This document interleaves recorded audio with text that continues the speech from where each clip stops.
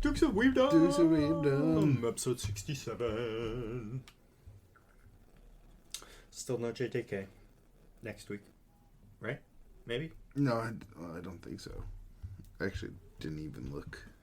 I saw it shaded out and just kind of... Because it said 2 week break, so next week, today would be the 2 weeks. No time. Still no time. Actually, I feel like I heard that it was going to be another week. Because someone put the caption, I guess Elden Ring's really beating Gege's ass right now. I thought about downloading it, but I was like, I don't even know if I have the space, because I'd have to download Elden Ring again, which is 100-something gigs, and then however big this DLC is. All I've been hearing is how goddamn hard it is. I watched a clip of someone talking about that today. And about how people are complaining about the difficulty level. But it's like, you guys asked for it. It's what he was saying in the video. It's like, everyone said that Elden Ring was the easiest of the Souls-like games. So they gave you harder bosses. Yeah. So it's like, just get good. It's like, but that's just poor... He's just saying it mockingly. That's poor game design because it's just abilities that one-shot you. It's like, no, that's Dark Souls. Get good. Yeah, Charlie was like, they give you a billion things to make the game easier, and then you blame the game for you not using all of them. Yeah, so I obviously haven't played it, so I know almost next to nothing. I watched one of the bosses in the commentary videos. There's only one I actually paid attention to.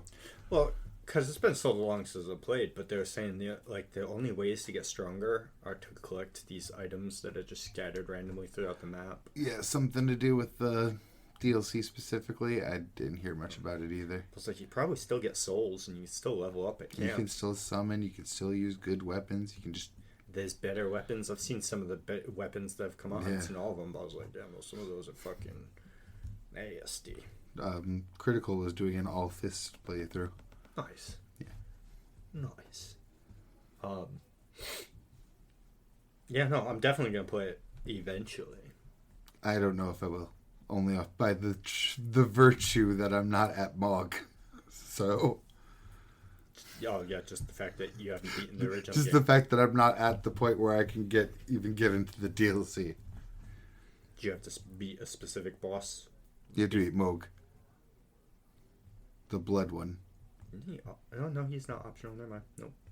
He's mandatory. Is he mandatory? I'm pretty sure I remember him being... I think he was just the Age of Stars mandatory.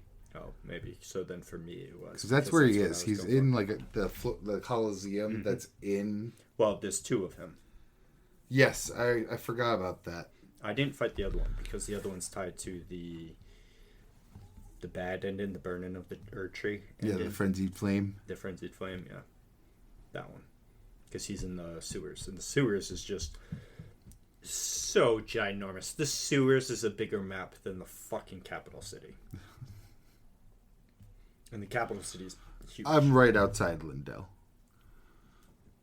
The literal location I'm in the Windmill Village. Oh, where the apostle is? Yeah. It's beating my ass, bro. It's weird. You go in there and all the enemies are just like singing or whatever, right? I knew they'd turn on me. I knew they would. I think I cheesed that one with the horse. It's beating my ass, man. They're hard, man. I'm a dex build for some context too. Like I'm all in like dex. I mean, I'm getting vigor too, obviously, but like my weapons are dex. I think I was too because I was Moonveil. Yeah, you're doing katanas. I did claws, and I just got a twin blade. I didn't realize I missed it. I checked an interactive map. I'm like, I'm not gonna miss that. So I went back, picked it up, love it. There you go. It takes Rivers of Blood too, so I put Rivers of Blood on there. Because I was Moonveil for the longest time, and then I could not beat Millennia with Moonveil. Oh, I just could not fucking do it. I banged my head against that tree. So then I looked it up, and two people were talking about the blood build, which is like the main... Rivers of Blood, baby. Yeah. So I went into that katana build, so I had to go get the katana. Wasn't that bad to get it, and then I had just respec a little bit. Yeah. And it was less than 5 attempts, and I beat Millennium. Nice. With that build. In total, I couldn't tell you. Yeah. The Moonveil side... After swapping. Yeah, after swapping. But then the same thing happened with me the end of the game, the second to last boss, I could not beat. Radagon. Yes, I could not beat him He's with so badass. With the blood weapon. This is why Was it him? Or I think I might have beat him with the blood. It was maybe him or the Elden Beast. Well, no, because if you beat him and then go to the Elden Beast, you can leave the Elden Beast and then just come back and fight the Elden Beast again, type deal. You know what I mean? I didn't know that. Cool. I think I could be wrong. No, I think you have to redo him every time. Yeah, right, no, yeah. Which the Hollow Knight thing. Yeah, you have to do that in Hollow Knight too. But then, so I swapped back to Moonveil. And I know for a fact this one I beat first try. As soon as I switched back to Moonveil, I just blasted right through him. But I'm so sad. The fucking Apostle's kicking my fucking ass, dude. And I already fucking sidetracked off of Verdun to here. So this is 2 bosses now that are beating my ass. Verdun was hard. That was probably Dex builds, man. the one that took the most for me to beat was probably Verdun. It's so brutal. There could be a whole army to fight with me, and it's still the most brutal. The like super dragon that's in that hidden optional place, he wasn't that bad either. Placidus Hex? Sure. You haven't fought any of these things. I know, isn't it great? Yeah. He was the original Elden Lord.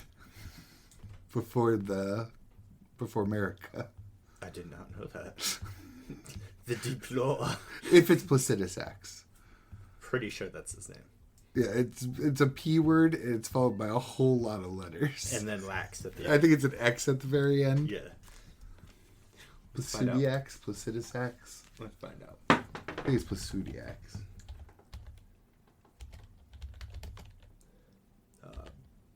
I was hoping P would do just do L, I think. Yeah, okay, that guy. Placidus X. Yep, that's him. Yep. So yeah, he was the Elden Lord before America, and no, the Erdtree must have already been there. So yeah, before America. And the dude get turned into a dragon. Mechalith was a cool fight, but he Malekith, yes, but so badass. Yeah, but he wasn't. I beat him pretty quickly though. I think 2 or 3 tries. See, there he is. He reigned as the current Elden Lord at some time before the reign of America and the Golden Order. And presumably ruled alongside his god, who later fled. Huh. I know all the Elden Ring. I should start watching Elden Ring lore videos. It's so good. The Elden Ring lore is immaculate. I've been listening to them recently. And I should probably do the same. I'm just still so mad that I missed one boss going through for a trophy. I keep forgetting which one it is. You bring it up, but I always forget. The Death Lady. Is it like a death dragon? Well, you know the lady that you hug in... Yeah, the one that killed the dude in the round table. I showed you that picture where the doors were open in a room and I saw her standing over the armor I'm wearing. The two-faced guy. Yes. And you can hug her and she gives you a debuff that you don't know about for the longest time. That I didn't know about for the longest time. Same. Until I read it somewhere that she gives you one. I was like, what? Saw that I had it. So I was wondering all playthrough too. I'm like, why is there a red square under my shit right now? So at the end of her quest line, she asks you to kill her. And I don't remember if you sit, because she kind of betrays you through the thing or betrays the order or whatever. So I think I just did kill her, but if you... She wants to return death to the world. Yes. So, which America stole from Malekith. Ronnie. Yeah. No, what was it, Ronnie? Because I read it that it was America took the rune from Mikola. No, America took I remember now. America took the rune from the ring originally to remove death from the world. Yes. So that's no longer a rule. And she gave it to her shadow, which is Malekith, to put in his blade. Ronnie took a shard of Malekith's blade off. For, I think, to kill America. America's like not even in the whole. I just said Story, yeah. America. I just said America. Though She fuses with Radadon and at the end. yeah, it's very unclear if they were just the same person all along. Because apparently Radagon had babies with Renala, and then left Renala and went back to America. Yep. But they were the same person. It's weird. It is weird. So it's like, oh, okay, whatever. Yeah. But no, so whatever option you choose from the Death Lady, whether you kill her or not kill her, one of them leads to right behind her. There's a passageway that after you make the decision, it lets you go through. You go through, it's this huge open area. One of the choices, there's dragons there, and I chose the one where there's no dragon there. Oh. And there's a trophy to kill that dragon. The only other trophies that I need for Elden Ring to have the platinum is the Elden Lord trophy, and then the flame one, which are the two alternate endings. The Frenzied Flame one? Yeah. I heard there's like huge consequences to that. Because I was going to say, maybe when you go to play the DLC, you just start a new file and go to fight the dragon. Then beat the DLC, then get the Frenzied Flame ending. Because apparently the Frenzied Flame ending fucks the world, and there's a whole process to unfuck the world. So you might not want to fuck the world before you do the DLC. Well, because either way, you can't... Can you make multiple saves? Oh, yeah. I have like 5 characters, even though No, the same character at different points. You know, I some don't know. I don't know if you can do that. Because, like, you could choose Ronnie's ending or the Elden Lord ending at the same time. The choice is yours at the end. So if you can make the save beforehand, get that ending, and then reload your save and choose the other option. Different rune, yeah. As long as you do the side quest line that gets you the rune, you'll have that ending available. I don't know the Frenzy Flame. Because Elden Lord is the easiest one to get, because you just play through all the objectives, you get to the end, and you beat it. I forgot the Frenzy Flame's the 3 fingers, isn't it? Yes. That's what it is. And that's it's a huge... I say a huge quest line, but Ronnie's quest line is also massive. So I've been doing it. It's fucking huge. It's huge.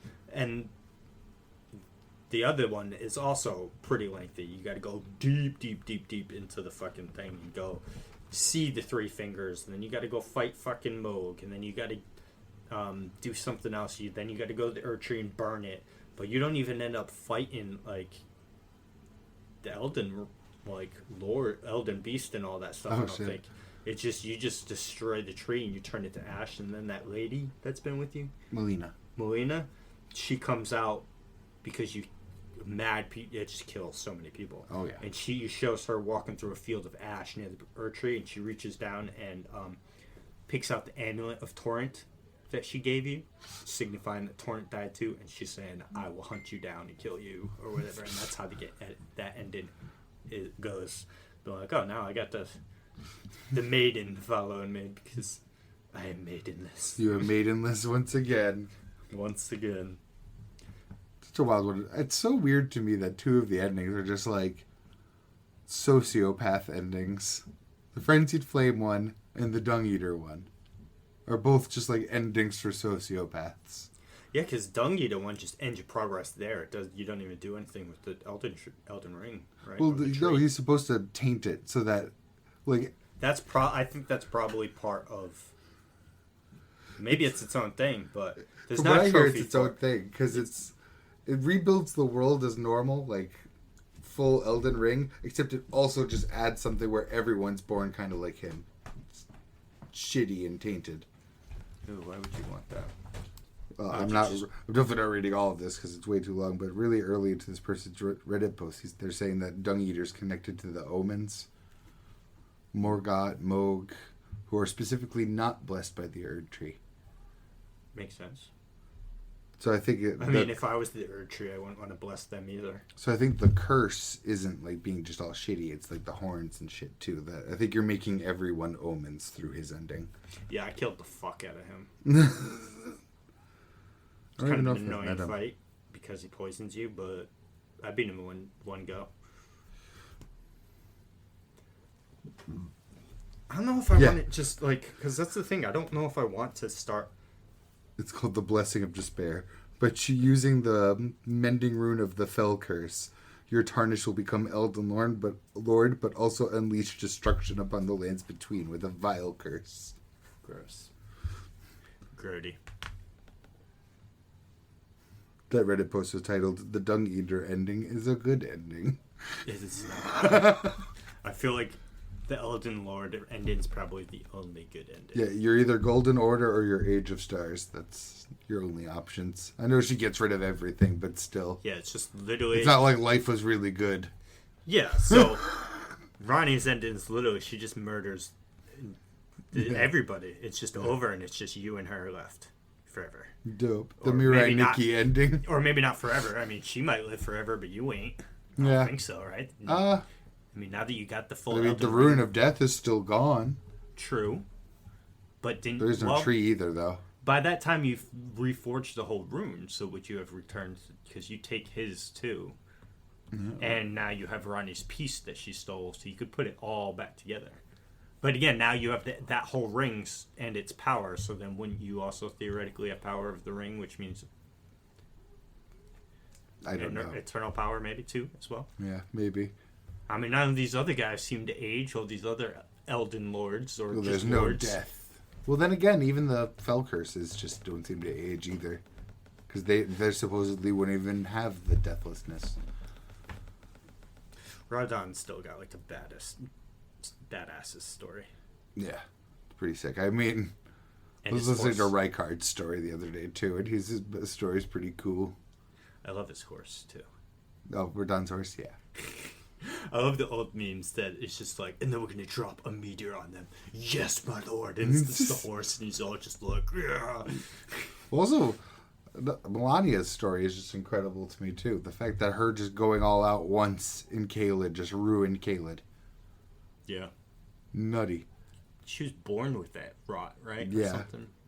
And wild. Her brother was born with unagingness. So he stayed a baby. He stayed like a little kid. Who's their father again? Isn't it the dude? What's his name? No, Radadon's the other dude. No, I think it is Radagon. I think it's...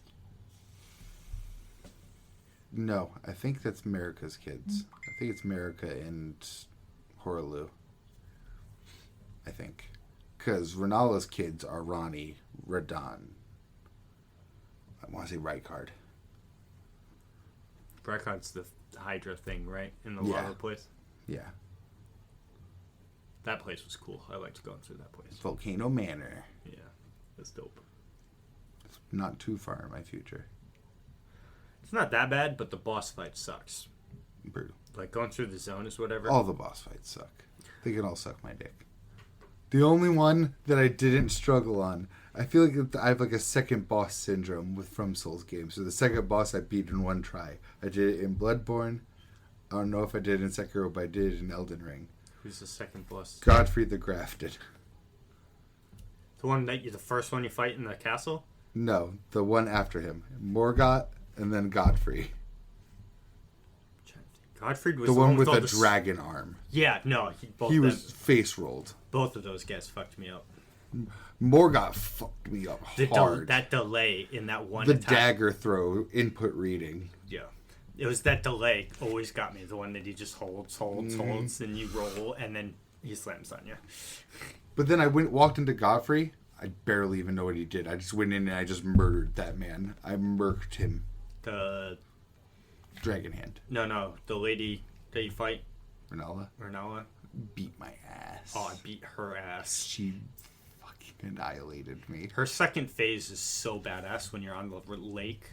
Yes. Walking on the water with the moon and the distance. I was like, oh, this is beautiful. Blasted my ass. Well, dual claws were not the play, let me tell you. So, she beat me. It took me 2 tries because I wasn't expecting the Kame wave thing. The Kame, yeah. Just because it caught me off guard and it just killed me.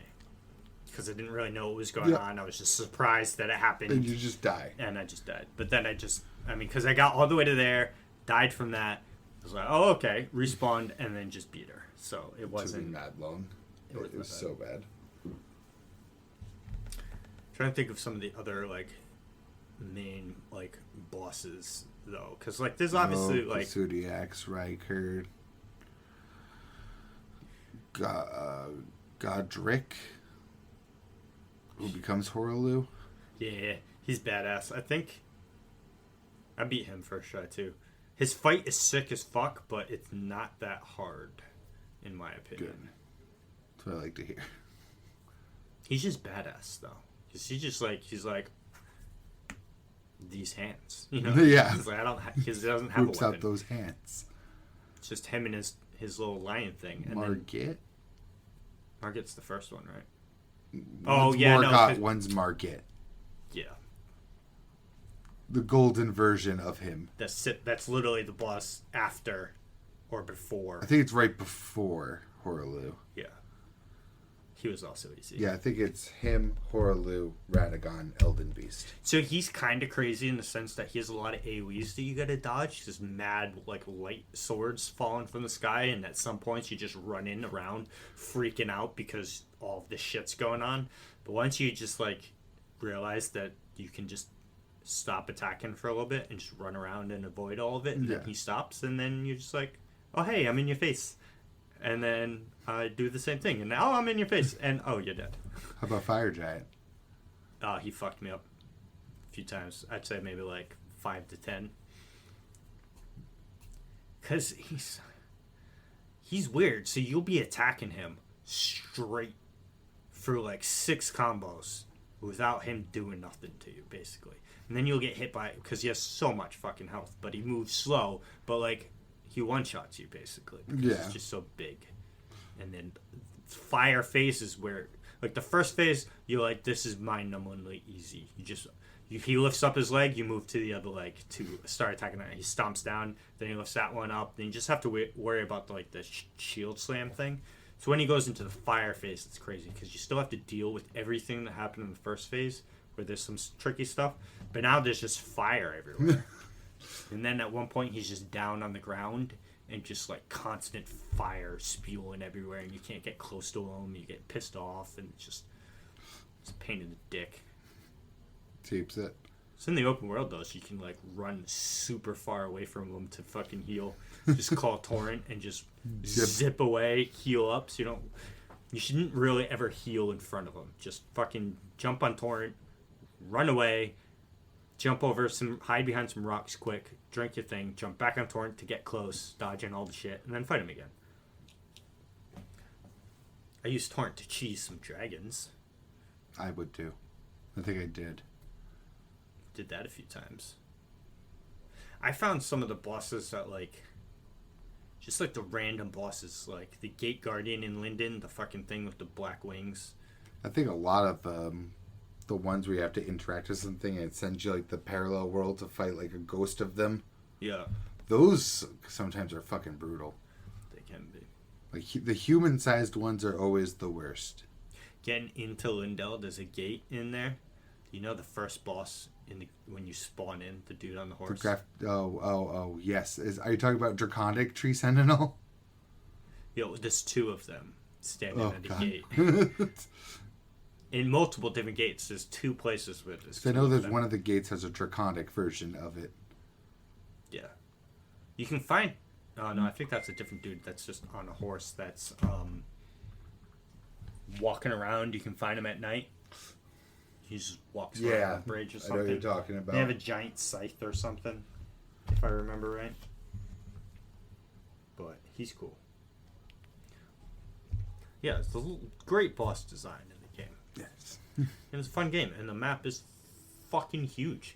It's like every time you think that you're fully explored it, a huge new section opens up. I hear the DLC area is enormous.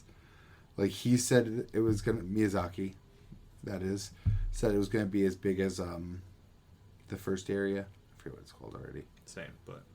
He said it was gonna be as big as there, but people are saying it's like that with Liurnia and Caelid. Unless that's considered the first area, because you can just... No, he meant specifically, like... Oh. Maybe they just... The it just area. kept getting bigger as after he said that. Let's Like, get something to do with verticality once again. Like, maybe there's a whole nother under area. I'm definitely going to play it. But if you have to go all the way to Moog, though... Yeah. To then be able to do it? To restart? Yeah. Because I could... Could I play it with my own character again, even think though so. I beat the game? I think so. Yeah. I heard you just have to have mode beaten. Because I don't know. That'd be the better way to do it, too. Especially with how hard it sounds. I don't know if I can reload my character into just the world. I think when you click on it, I have to choose like New Game Plus. You know what I mean? So I don't know how it works. I'll figure it out next time I buy it. But if I have to restart anyway, I'm just gonna create a new character and just try something else. I just do a sorcery build at that point. Just Kameo with my way through the game as quick as I can. I don't know if I'd do sorcery, but I might do something like a more of like a heavier weapon. But I don't want to just default to jump attacks because that's what I feel like the heavy weapons just do. That's all they ever do is dodge, jump, slam. To jump slam. That's all they ever do. Double hellbeards, giant hammer, great sword. They're all kind of jump slams. Yeah. I said that, but then at the same time with the Moonveil, I just do that one fucking stun chop thing. Yeah, I do Rivers of Blood. Or that one, the blood combo. You're never really just normal attacking. You're doing that like special move. But I'd have to do something. I can't just jump into the DLC that's saying it's super hard and just start playing again. I'm gonna make my face stabbed in. I don't remember how to play the game. I don't either. I'm gonna be running into that apostle again. I'm gonna be so sad. Right. I have to retrain myself because I'm playing other games that are more lenient. I'll just run back to Caelid and just try to fight those fucking T-Rex hound things. So practice my way back up on those. Those things suck ass. No, you don't suck ass. What are they? Fuck. I can kind of picture them in my face, but they're like, I want to say they're like crocodile turtle things. Or something crocodilian. And they're just, I just remember them sucking ass. I'm not looking forward to those stealth assassin dudes. They look like the worst enemies in the entire game. The ones that just run up on you and backstab you while invisible. Yeah. Yeah. Oh well. Death is part of the Soulsborne games. And dark and darker. Just got to make sure that you spend your souls. It's the frustrating game period of my life right now, I guess. Apparently a dude went and did like a special like no-hit run through one of the games, and like Miyazaki said something about him or commented about him so it like inspired him, so he did a no-hit run going from Dark Souls 1 into 2, Bloodborne into 3, into Elden Ring, and I think he did it. Damn. I was like, 1, commitment. 2, that's some boss-ass skill and just game knowledge. Bloodborne's fucking brutal, man. To not go through, not get hit once.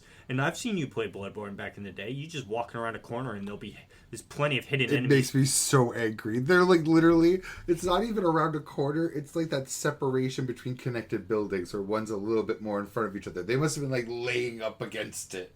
Yeah, they put them there purposely to like jump scare Literally you, just to lunge and smack you. It makes me so pissed. So he needs to know where all of those are while he's going through, and then not only the game can suck a duck.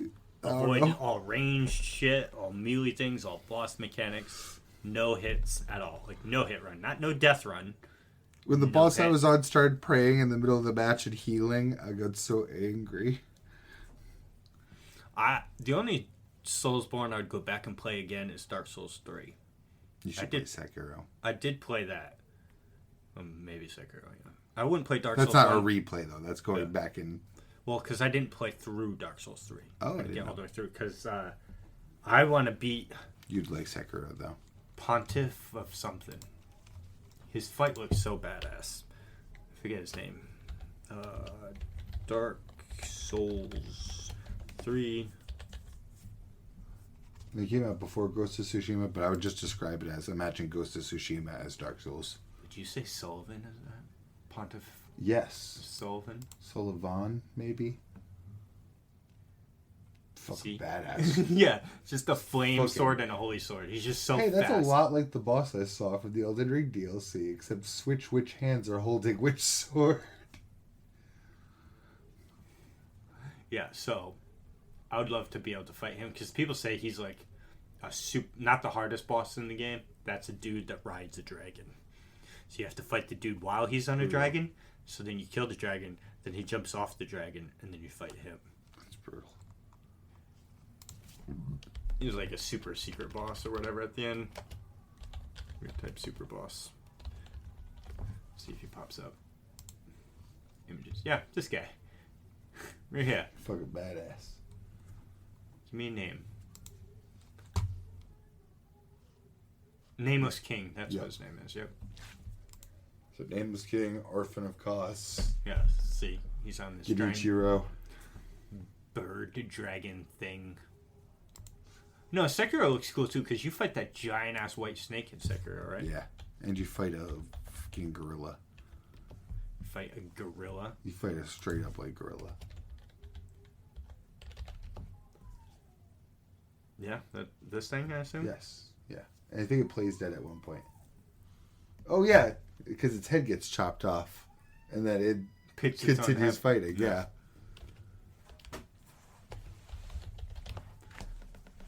Yeah.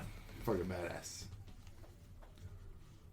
So you don't get any weapon options, but you trade that for, like, really good parrying system. It's so good. So, like, when you break their... It's pretty much poise before they started putting poise into, like, Elden Ring. Right. You break their poise, you get the kill shot in. It looks cool, but again, I mean, these games, like... Yeah, it's a long game. It also has a grappling hook. Yes, I have seen that. But it's like... Why would I buy and play Sekiro when Black Myth Wukong is, like, 2 months away? You know what I mean? I'm going to get the same... That's for like a year down the road, maybe 2 years down the road. You're like, I'm feeling samurai again. But then same with Dark Souls 3. Why play Dark Souls 3 when Elden Ring DLC's out? Yeah. You know what I mean? Well, for one, because it's going to be a lot more manageable to play Dark Souls 3 again, probably. I would restart. Yeah. Well, first off, I would have That's what I mean, difficulty curve-wise, you're going from relearning into the hardest difficulty of stuff to starting a game from the beginning again. Because Dark Souls was on PS4, Dark Souls 3? Or PS3, actually, it might be. I want to say 3, because Bloodborne was PS3.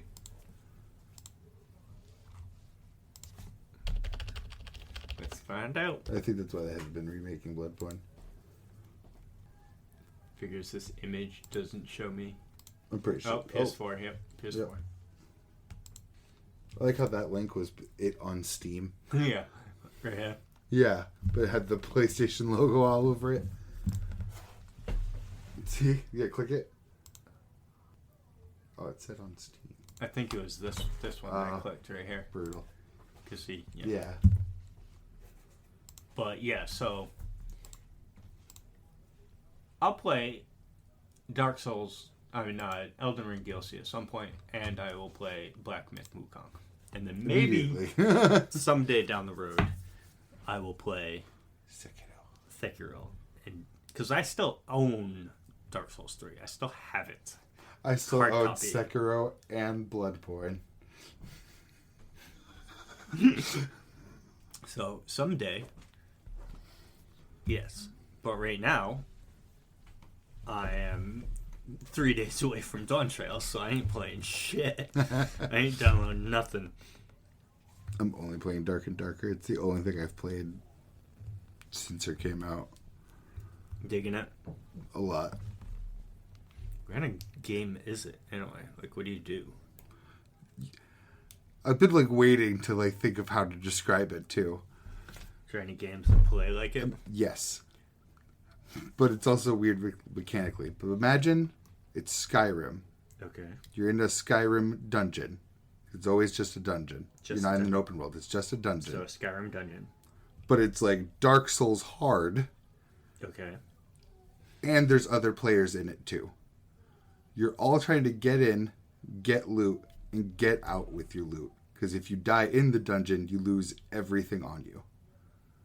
Even the stuff you came in with? Or... Yes, if you came in with good stuff. There's like a base gear set that you can go in with of like gray common gear. Yeah. But if you brought anything that from your stash like with you into it, you will lose that on dying.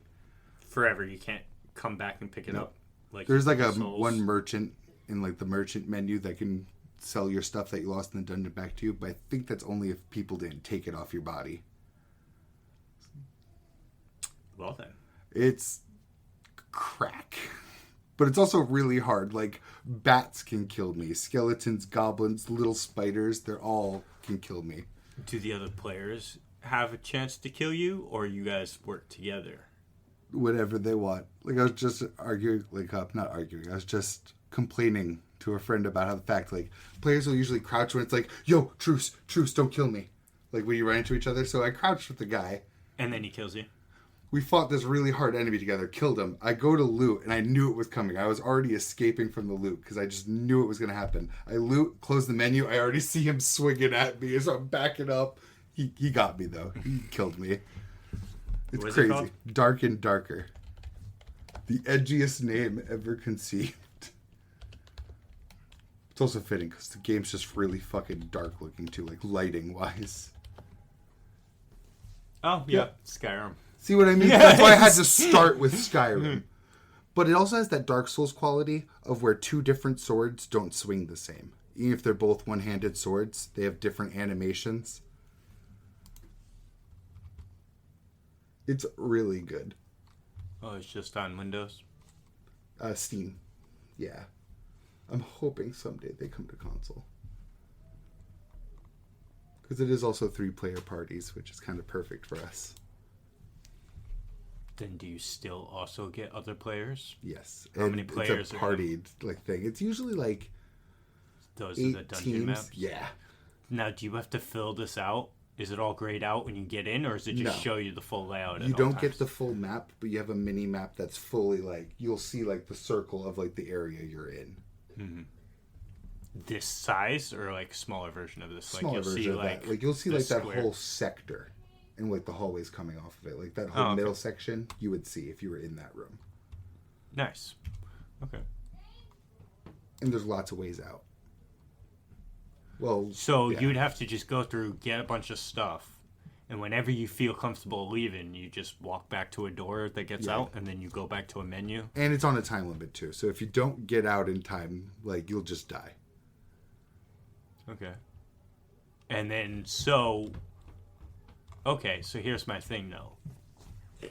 You said that whatever you come in with, if you die, you lose. All the loot that you get and then you leave, you just go to a menu select where no, there's like you have a stash, you can put it all away, you can trade it to other players. There's like a player market. You can swap it between your alts. So what's the point? Get better gear, get hard, and just go back and there's in there. Harder versions of the dungeons. So there's like 3 what I would call goals, I guess. There's bosses on certain maps. There's a lower floor which looks like hell. So instead of taking a stairs up and out, there's a stairs down into a harder section. And there's a harder version of the dungeon that costs some gold to enter for better loot. So but basically everything's just harder. Trying to get better loot and then not lose that loot. Yeah. And sell it to get better loot. To possibly kill people with and get better loot. But you could go like 3 weeks and then one day just go in there and lose all of your shit. Yeah. Or like I invested all my gold to like really gear myself out to go into the pay to enter one, which is just gold. Pay to enter sounds gross, but you know what I mean. Yeah. Which is really hard. Like all the enemies have like double movement speed, longer attack patterns. So I just get mollywopped and lose like 3,000 gold that I built up over like 2 weeks. Oh, Jesus. But it's great. It's like crack. I love it. And that's just that's the gameplay loop. Yep. It's really fun though. And it's like 10 character classes. So abilities, perks, varying gameplay. Do you keep the abilities and perks if you Yeah. die? Yeah. So That's there like is part of the an build. upward progression that you can continuously go to a certain extent. But then gear is what you really want to make yourself stronger and stronger. Yes. But then that gear can be lost in the event of death. Yes. Interesting. I gotta emphasize how like really tight the hitboxes are. Like if something's going to cleave you, you're in first person, but if you like crouch and look down, it'll swing over your body. Like it's really tight. But being first person, it looks really goofy trying to dodge it. I was watching someone, and when you spectate, it's third person, so I'm seeing them throw their whole body away from attacks as like a centaur is trying to cleave them in hell. It's such a cool fucking game. Frustrating a bit though. Lots of dying. I bet. Oh yeah. For me, the next, like, because you say first person, the only first person game that I can see myself getting. So, as of starting now, I'm going to very much wait for new information to see if it's actually something I'm interested in. Yeah. Is Kingdom Come 2. Ooh. So far interested in it based on the trailers I saw at the game show like 2 weeks ago. Yeah, and with Kingdom Come being their first game, I wouldn't even try to judge what 2's going to be off of 1. There could be loads of improvements. But there's also so much of that. So much of what makes 1 janky was also kind of design philosophy. So there's no telling if what will be improved or not. Let's see. Again, I'm skeptical right now. Yeah. I have few games on my docket for the year right now anyway. So I got Dawn Child coming up. Black Myth Wukong. Yiz 10 Nordic, which is already out in Japan, but the Western release comes out later this month. I think it's September or October.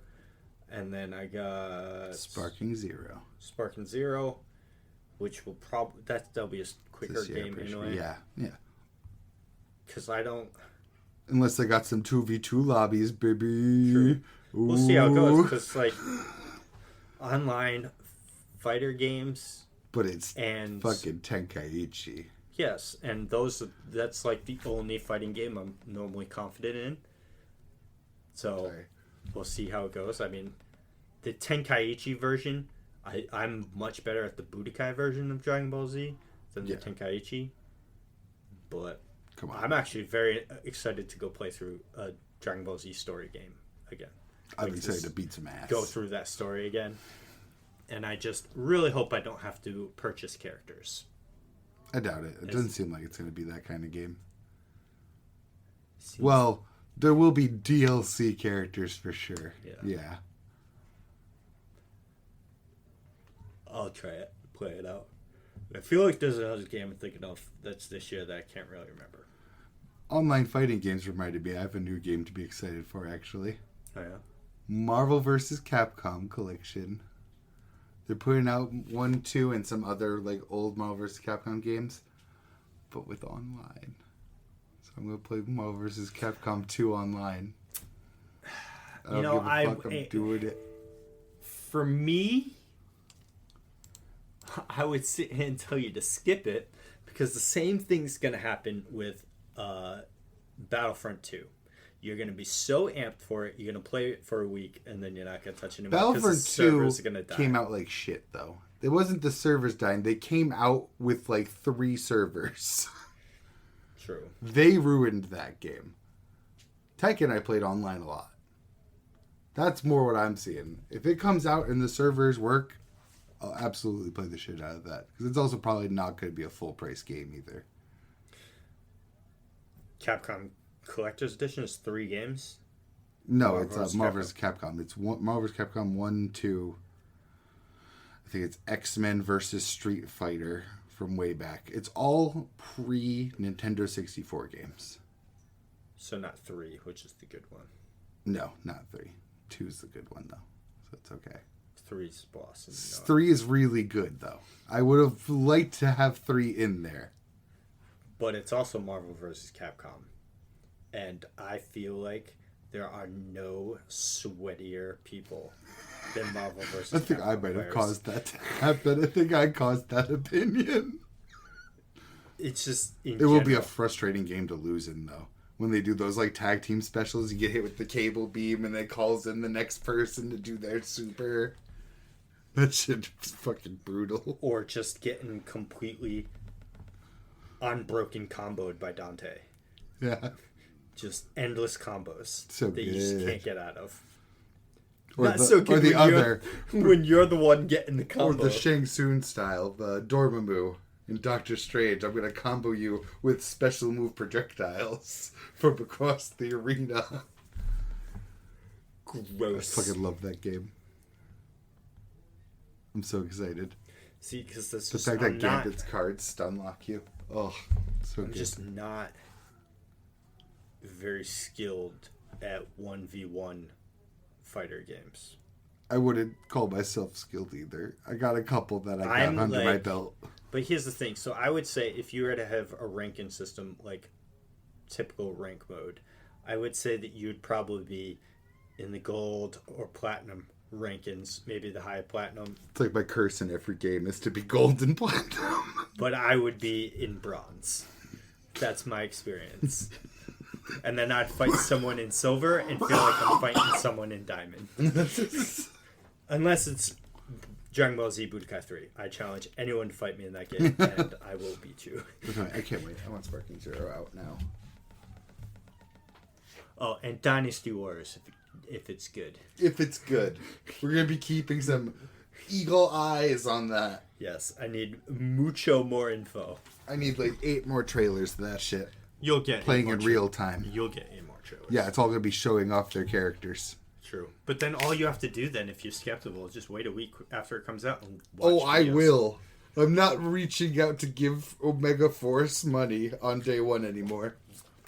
Never again. I bought both versions of the Fate one. I'm not going to give any game that I'm not absolutely certain of on day one, because I did that with Starfield, and I still have not even opened the fucking game. This year really fucked me on that. I bought Gigantic day one, servers were ass. I bought Battlefront day one, servers were ass. Darker and Darker is really your only good experience with buying an immediate game. It's funny because it's the one I didn't know was coming. It was Yeah. announced at Summer Game Fest. They're like, Dark and Darker's coming to Steam now. In like 2 minutes, it will be live after I get off It's stage. the only one that didn't fail me in some way. Yeah. Multiverses is actually pretty good. A lot of people have complaints. I actually don't have that many complaints. It's the Warner Brothers Smash Brothers, yeah. Smash Bros is a game that I'm even less skilled with. I love Smash Bros. Computers can beat me in Smash Bros. See, that's the joy. I love doing 2v2s in Smash Bros.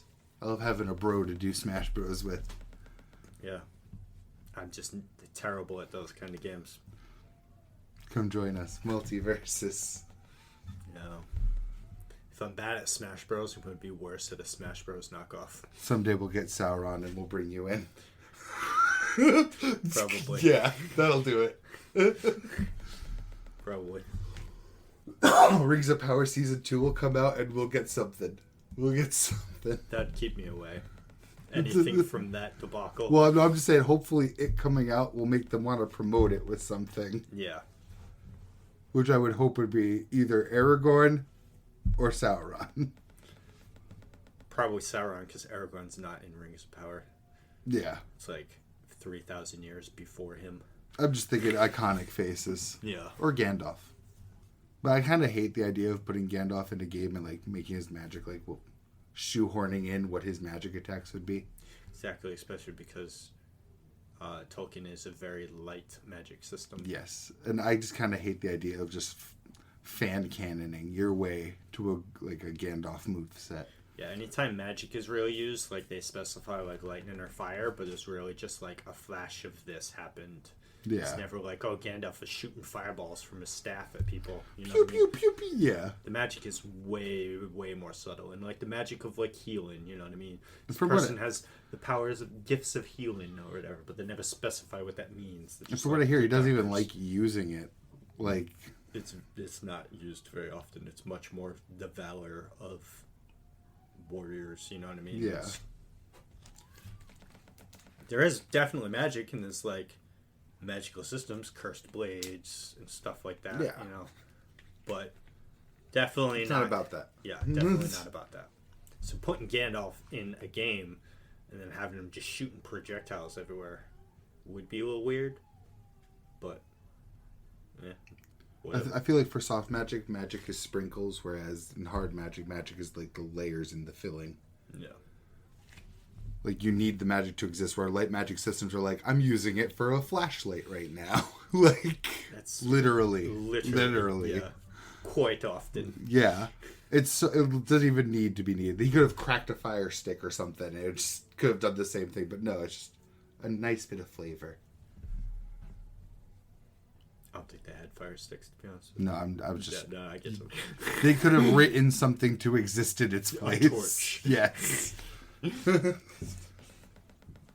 They'll crack a fairy in half and it blasts light or something. I don't know. But let me see, because I have this thing here. Samsung Notes. Oh yeah, Tales of Arise DLC came out too. I platinumed that game, so I should probably beat the DLC, but I have to re-download the game. I only have 2 games I'm looking forward to, so I already said. Yeah, but you also have like 17 backlogged. I know.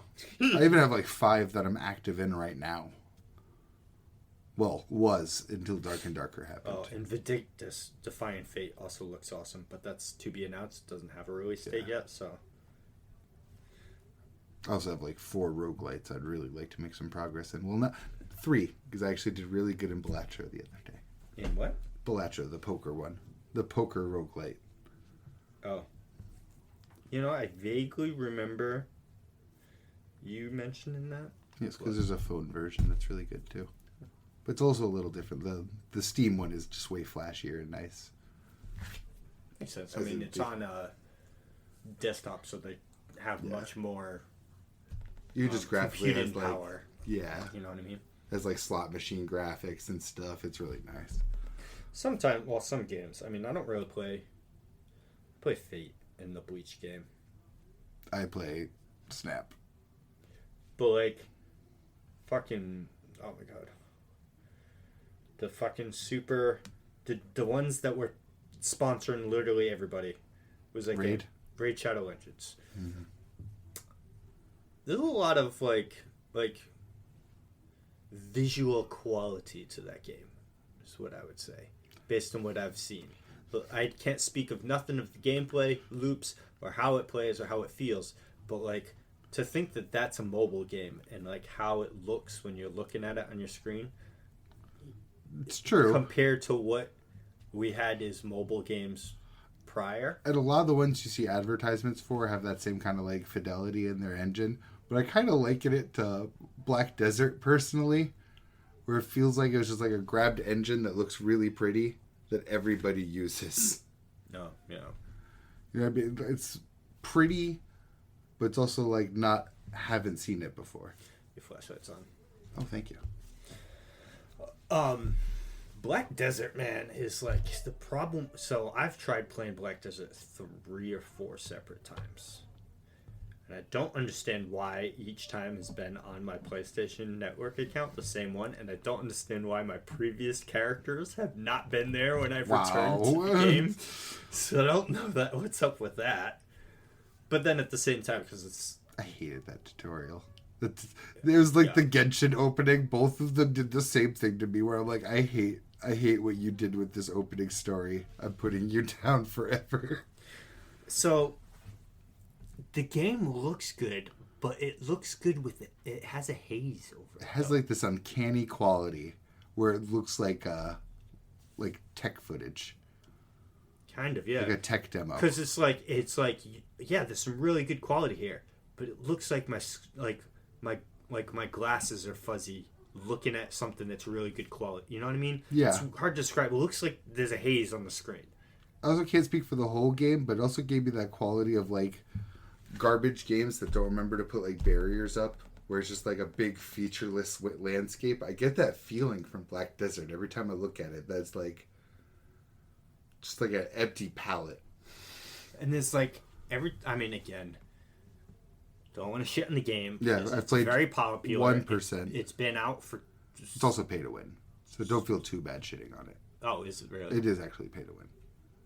Oh, okay, so I'm going to shit on it. Fuck pay to win games. there's no substance to the game. I feel, even though Yeah. I don't feel like there's no heart. I don't feel like I've accomplished anything. Though it looks pretty, and I like pretty things, and there's a lot of pretty things in that There game, is. which makes me want to play it to get to the end game where all the real pretty things are. But at the same time, I'm like, I get that eerie feeling every time even saying it looks pretty. I get that eerie feeling. I'm like, are these assets? Did you just buy these assets? probably Because it just looks so tech demo-y to me. It does. It feels like a flip. But I mean, there's plenty of other. But again, the tutorial story alone lost me. Where a woman's leading you to the tutorial, being like, "We have to get the thing," and we get the thing, and she's like, "Ha ha ha! I betrayed you for the thing. Did you see this coming? Ha ha ha ha ha!" Like I don't know you from even before this. For context, I don't know what we're looking for. I don't know what it does. I have no context for this betrayal. I feel nothing. So there's other MMOs to play if you're gonna want to play an MMO. Play WoW, play 14, play Maple Guild Wars Story. 2. Play Maple Story over that. Destiny even. Ooh. Oh. Damn. Yeah. Shots fired. Dude, I memed so hard on that when people. I know you played it when it first came out too, and people were calling it an MMO. I was like, that is not a fucking MMO. Go fuck yourself. That game, and I knew it too. And then when Destiny 2 got announced at like 2-3 years after. It wasn't that long after Destiny 1, right? I was like, I thought Destiny 1 was supposed to be like a 10-year project. Weren't they saying when it came out? So Destiny 2's out, right now? Oh, yeah, it's been out. Yeah. So I'm just like, oh. I liked Destiny 1 a lot. I really did. I didn't do any of the raids, though. I was very casual. 2... I don't remember if I've actually played it or not, or if I've just seen you play it a lot. I did play it a lot. Like when we were hanging out, our mutual friend played it a lot.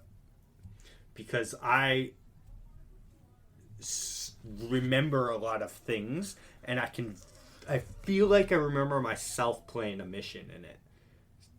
But I don't ever remember having bought it. I also have like maybe the demo before it came out, or maybe like it was a demo or something. Or like like a beta maybe. But I could have sworn, I mean, maybe I was just at your house and I played some matches, like, off your stuff, you know what I mean? There's like a capture the flag event or the gameplay or something. There could be in like the open world. I don't know. I don't remember. I don't, again. I won't lie. I really want to capture the feeling of playing Destiny 1 for the first time again. That game was visually gorgeous, and the way it handled for like a first-person shooter felt so good. Again, butterflies thinking back to playing Destiny 1, and then I look at Destiny 2, and I'm like, I don't want to touch that. There's the ESO problem, where I have to look up how much content you have to buy in the game, and I don't want to play you. I'm all set. You know ESO? It's still going, surprisingly. Yes. It also sections off dungeons and maps behind paywalls. Not expansions. Like, there's be like, I forgot what it's called. Is it free to play, or is there a sub for ESO? It's buy to play. Right. And then expansions. Right. And then also buy maps and dungeons and quest lines. Gross. So like the Argonian home map is paid walled. Certain quest lines between certain classes are like paid walled. So like the companions quest, you could buy being able to do the companion quest. Oh, go fuck yourself. I was shocked because I bought ESO on sale for like $5. I bought it because it was $5 at that point. I was like, that's a good sale. No, I log in. I go into like the store page and I'm just riddled with dungeons to buy, and I'm like, fucking suck my. You'll never get that from me. Yeah, no, I'll take a sub any day for that. I mean, WoW doesn't do that. I mean, you have to because with WoW too, you can buy like the new expansion. You're up to date on the game. Yeah, 14's the same way. So right now. Destiny, you got to buy each individual expansion or a bundle worth those expansions. So right now you can buy 14 all the way up to Endwalker for about I think it's $40. Yeah, I think it's don't 40 think right you now. need to spend the 20 on Endwalker anymore now that Dawn Trail's a thing. But if you wanted to buy everything right now, it's $60. You'd have to buy like the base game, which would include what you buy, the purchase that. I'm pretty sure it's it's always bundled into the new expansions on at least the console networks. Anyways, I usually just see like Shadowbringers, $60, everything. Yeah, you get access to literally the entire game, and then also they do free trials all the time, and their free trial now extends all the way up until Stormblood. Yeah. So it's not a time-based. And when Dawn Trail comes out, trial. I'm like 90% sure you just buy Dawn Trail, you'll have everything before that. Oh yes, Yeah, that's how it always works. Like so. And I'm pretty sure WoW is the same way. And they're not going to sit there and be like, "Hey, do you want a dungeon? Do you want to play the Dark Brotherhood quest line? Ooh, just give me $5." Go fuck yourself. Suck my dick. It's also bad. It's worse than Skyrim. Like the gameplay. Oh yeah, it's really bad. I've played it. I was played a lot of actually it. very unhappy with the gameplay. I forgot what kind of mage I played, but every ability felt like shit. I'm just gonna take a big old shit on ESO. That game was ass.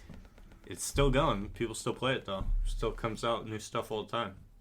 I hate it because I feel like that was the team that should have been making ESO Elder Scrolls 6, and that's why Elder Scrolls 6 still hasn't come out. To be honest, looking back now, should they have been? No. So. The poo-poo game. It is. The only thing I remotely liked about ESO in my little tiny bit of time with it was the world looked okay. Yeah, it was just a slightly better version of Skyrim graphically. Yep. That's about it. I think the combat looked worse, felt worse. In a game that already doesn't have great combat. Let's be real. Yeah, well, I mean, the name Elder Scrolls carried that so hard. Yeah. Skyrim carried it, like, hard. I've seen raid gameplay. It also looks like shit. Yes. I'm just saying. You know what game... Oh, fuck, I don't even remember what it was. It got shut down recently. But it was fun. I played it. I was very close to max level. But, Terra? Yes, Terra. It just... I hated that game. It's... Not as much as Black Desert or ESO, though. So my thing with Terra, I didn't mind it at all. What I minded was I felt like it wasn't very optimized for consoles when it came out. It was kind of like... I felt a little laggy at Not sometimes. like hard laggy, but almost like an input delay. Yeah. But otherwise, I was kind of enjoying it, but I felt like... it looked. And that's like a really hard one to lose me at right there. But it didn't feel like an MMO playing it. No, because, very real-timey. Well, no, I don't even mind that part. The combat I actually kind of digged, especially as I got higher levels. I got to like level 50-something, I think.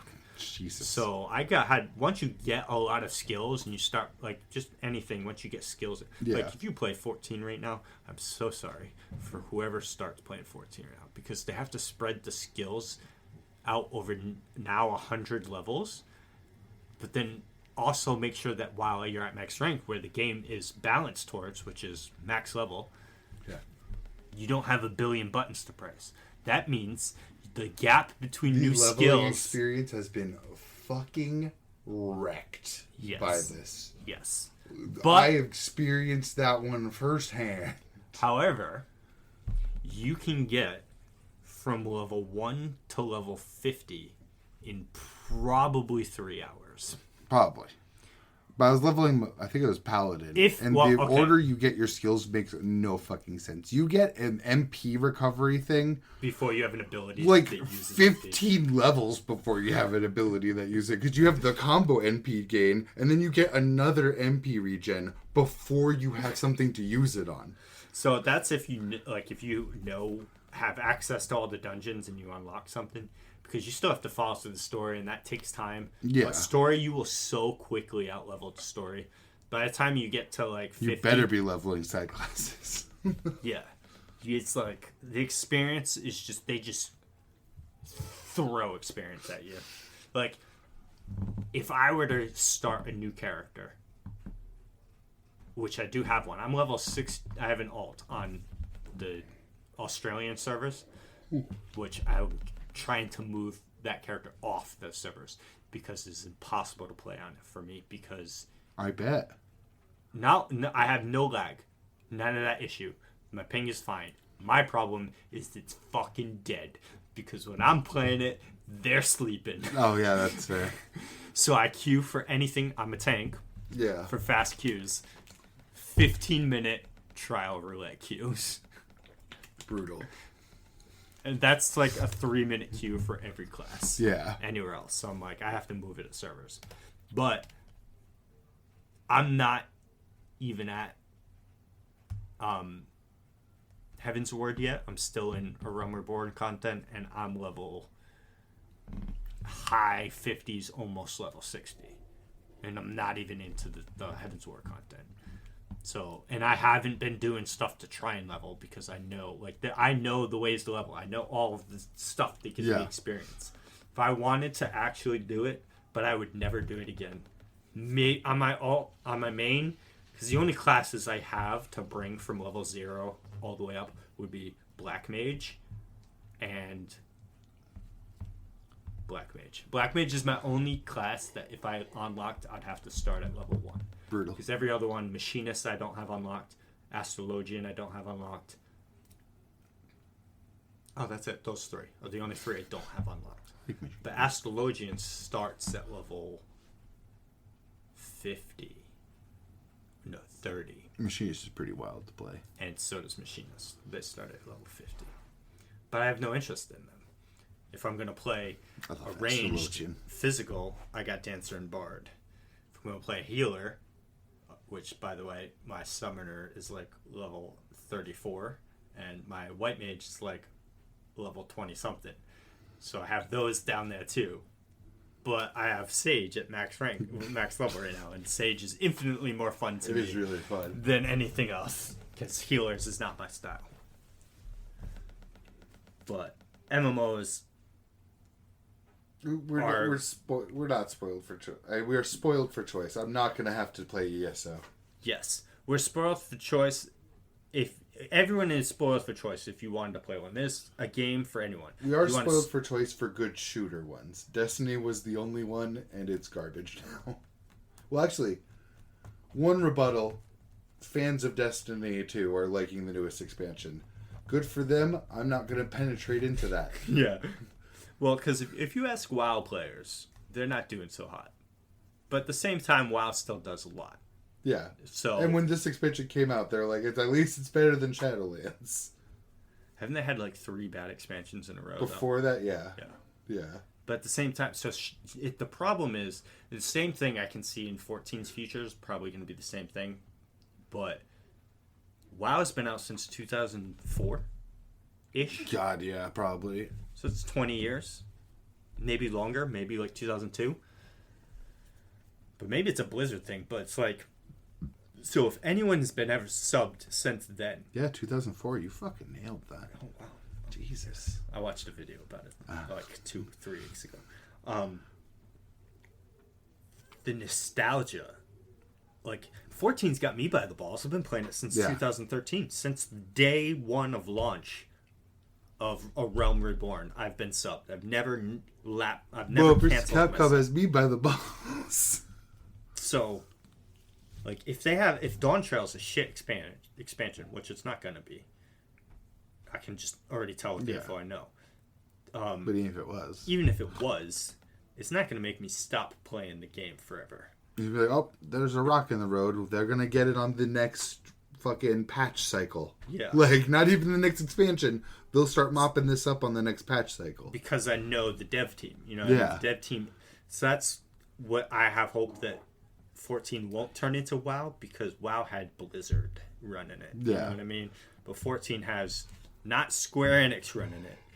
Because Square Enix ruins things playing on their own. Specific team. The Yoshi P. Yoshi P. And all of them. Specifically. But anyway. What we're really about here in this podcast is manga. And we got a Zuma backstory to talk about. So yes. Dandadan. 3 chapters. 2 Zuma flashbacks. Tres Leche. Tres Machina. Trace Machina. That's a magical girl anime. Oh, I didn't even know. That is closer to being a hentai than Redo of Your Little Ones. Dun, dun, dun. Wholesome. Zuma's at the river. Yes. He's thinking about his brother. This whole backstory with Zuma is just so good, dude. It is. I think it just tops the charts of the best Dandadan's best backstory. They have also spent the most time on it. But yeah, every single one, every single Zuma chapter individually now would be the best. For backstories, that is. Oh, yeah. Okay. Not the best chapters in the entire manga. Well, maybe even, though, because they've been really fucking good. They have. Vamala's backstory was nice, but... Yeah, it was. It's very touching, but I feel like Zuma's is just so much more... It's more tragic. It is. It really hits me in my fifis. The officer is such a fucking G. So Zuma sees a kid fall into the same river, and the officer's already motherfucking diving in. Mm-hmm. Like a fucking Terminator up in this bitch. And then you called it weeks ago that he was going to right then get the power of his brother's ghost. His brother's ghost, and then he uses it. Even seeing him there so happy with a smile. And again, Tatsu's the fucking goat of the page turns. Boom. Mm-hmm. The brother going from being that happy him that was there that day. Brother, are you jealous of my umbrella? Boom. So good. I'll lend you my umbrellas. Yukinobu's artwork is just so good, man. And then the motion. The man's a master of it. Got a new... not to cut off the manga, but we got the new trailer of the anime, too. Yes, which was also Sholappin. There's still not a lot of movement that I've been seeing, though, in it. So I'm still worried about... Oh, my feed was, like, full of people sharing that shit. No. What, there was some. I don't want to see the PowerPoint GG frames. Yeah. But, again, because trailers can be very deceiving. But him drawing. Because the artwork is... Well, writing, not drawing. I'm definitely going to reread the beginning parts of the manga again before the anime comes out. Just because I want to. Maybe I'm just not remembering, but I feel like the later the story goes, the better and better the artwork gets. I feel like that's true. So there's definitely going to be problems that the animation team is going to face. Well, they're going to have problems with some of the bigger monsters in general. The Mongolian sandworm is fucking enormous. Yes, and trying to do that without CG is the spaceship armadas. I don't know though, but their stylistic choices will also play a suit because the way it's drawn, I could see them doing it. Yes, I personally always prefer hand-drawn animation. It hit me with that Mob Psycho quality of staying true to the original art style. The other end of the spectrum of whatever Kaiju's doing, which is still really good, but they're doing it in the studio style. Right. Makes sense. Like, actually, not to even get further away from the manga, Tower of God dropped a trailer for their season 2. Did they? I didn't see it. They did. And it doesn't look like season 1. Well, the art changes. It's true. As well. That's why I was like, it kind of hit me weird because I was like, I really grew really fond of that season 1 art style. Yes, because the season 1 art style is also very that like colored pencil-y look it had to it. So season 1 of Tower of God, everything that season 1 animated, that is season 1 of the webtoon. If you went back and watched, it's horrendously drawn. It's bad animated. Like, it's not until season 2 when the artist really like the actual of the original, yeah. Yeah. When the artist really finds his style or her style and rolls with it. That's like Edgar really touched the season 1 anime's style. Same. So I'm sad to say, you said is it vastly different or it's regular anime now. Okay. I mean, it's well animated. I'm not saying here like it's bad, but it's not that sketchier style they were going with in season 1. The characters look like the characters, though. Yeah, I really like Tower of God. I've just been slacking on the webtoon, and I hope that Like everything They about keep Tower of God, except its power system. it gets out of hand. It gets out of hand while also being incredibly boring. Like it's both power scaling too high and being too simple at the same time. Like Bam's gone through like 3 power evolutions that are like my energy attacks look way bigger. Yeah. That's my only problem with it. Everything else I like. I like the plot. I like the I like characters. the turns, like the twists and turns. Sometimes the long-term plot, I'm kind of like, where are we going? But like in the moment, when you're in the arcs, the arc plots are really good. Not to shake the whole table. No, you're fine. But like each arc storyline I found really good. It's like the bigger picture I'm sometimes like, but that's more like a vibe check than a criticism. Yeah, and I mean, it's long. It's like 500 chapters. Absurdly long. So it's going to be a lot that they have to potentially animate. So I'm here to hope that the anime continues to succeed because it's been a long time. We're talking like 6 years since season 1. Because I'm pretty sure. Yeah, it's been a long. I'm pretty sure it was before my son was born. 4 years, I want to say. Because I'm pretty sure me and my partner watched it together.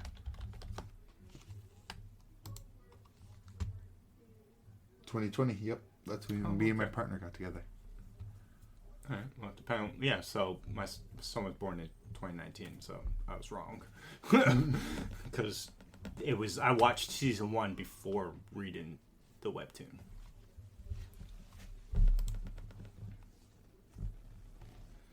So I like it. I do need to too. get back on it, and I'm excited that the anime's coming back because I really like that arc style. That arc that happens. Vile Maybe you can Grace. tell off of this promotional picture. Kind of like this. Dude, that looks like fucking like Black Lagoon kind of art style. Definitely looks like a Black Lagoon like framing. Or like they era were standing of there. Yeah. I'm here for it though. It's not bad. Yeah, it's just the regular anime style now. I do enjoy the season 1 art style better though. But I think it's totally different studio now, isn't it? Because it could be, and that's why I also don't want to like throw my Molotovs at them. You know what I mean? It was a Crunchyroll original when it first came out, but then the merger happened and the buyout. So yeah, true. Who knows if even those people are still working there? Like it looks good, and yeah, I'm here for it. I just personally like the artistic choice of the first one. Yes. Though it's also funny seeing the B cast though, because it's something I also kind of levy at Tower of God. Sometimes they got so many characters that I'm like, I don't care about half this B cast you're showing me right now. They also get so out power scaled by Bam. They do. They do. Their powers. This B cast specifically for season 2. Non-specific season 2 spoilers. They're outpowered by Bam the moment they meet him. They meet him as someone way above him. Like way above them. Yes. Because it's Umbrella Guy, Wagner, big dude in a coat.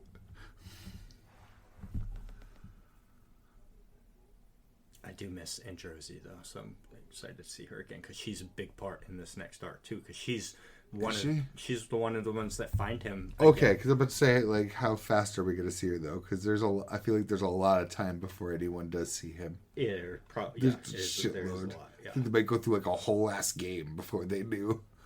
Yeah, or multiple. Yeah, I think I'd bet on multiple. I still. They get to that big city one. I think that's where they really like catch Bam. Finally. Not catch. Catch is like a bad verb for that. It's more because they get kidnapped or whatever, and he like saves them or whatever. Big Tower of God spoilers. Beep beep beep coming up. Not that what you just said. Coming up. Beep beep beep. Big spoiler warning. Pretty sure that's where Dan gets his leg stabbed. Is the big city one. I can't believe I remember his name. I'm like 100% confident that is his name. You're talking about. Dan's the guy that runs really fast that Rachel stabs in the leg because she's a spiteful bitch. Yeah. It's that big city one. I can't wait to get the internet riled back up. I've seen joining together in unity. I've seen of the Rachel hatred. stands. I'm not kidding. They I'm gotta not be fucking kidding. trolling. There's no way you're a fan of that. No, bitch. and some of them, like I'd say, even half the Rachel stands are even like, "Oh, you just hate her because she's a woman." No, I hate her because she's a fucking cunt. I hate her because I hate her because even if Bam would make me uncomfortable in that position, I wouldn't push him off into abyss.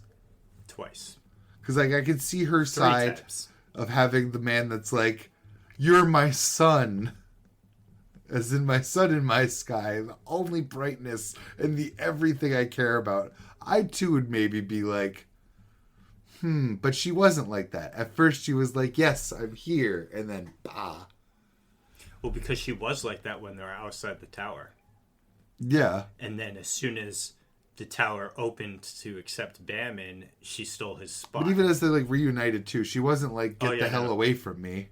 No, she's like, I don't know who you are. I gotta play like I'm not this Rachel person. Yeah. Get this guy away from me. And then I smile and he comes to hug me and I throw him off a ledge to his potential death. So like I could get somewhat of where Rachel would be coming from, being annoyed by it, but not to the "I'll kill the person who trusts me." That's literally where the season ends. Everyone thinks Bam died from that. Yeah. But yeah, I'm not at throw the man who trusts me into an abyss until you lose me. And then Rachel from there just gets worse and worse. Again, the Dan thing is she just did that shit out of spite. Yes. She's just a spiteful bitch. Who keeps getting power, and it pisses me off. In like 4 seasons from now, my favorite scene in the comic will be animated. Oh, when Kun fucking shuts her down. It's so good. It's so good where he's like, "Here, we'll just do this game because you won't figure it out because you're dumb and you never excel at anything, you stupid, horrible woman. Why haven't you done it yet? Because you suck. You're uncreative and you deserve nothing. Fuck you." Beautiful. I love it. And then Rachel's like, "Yes, I am all of those things you just said." It's like quite literally how it goes down. Ugh. So good. I forgot what game they played, but that's like literally how it went. Might as well have been rock, paper, scissors at that point, where he's like, "I'll play paper, but you're not going to do scissors because you're a stupid bitch." And then she does rock. Yep. Yeah. Oh. I just love to see her fall. I was like texting you all through that part. That, and then in that final battle of that season, where she's locked up and she's like, "And Dorsey, you goddamn bitch." Oh, yes. I took a screenshot of that. I never deleted that. I've cleaned up my photos like 50 times since then. Every time I pass by that, I'm like, just keep scrolling. I totally ship in Jersey and fucking Bam, too. That's my ship.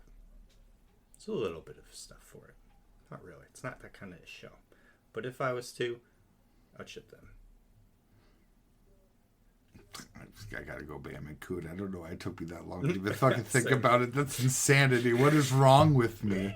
I went through literally like all the women in the show first before I was like, "Oh yeah, he has like a Gon and Kahlua like situation with Coon."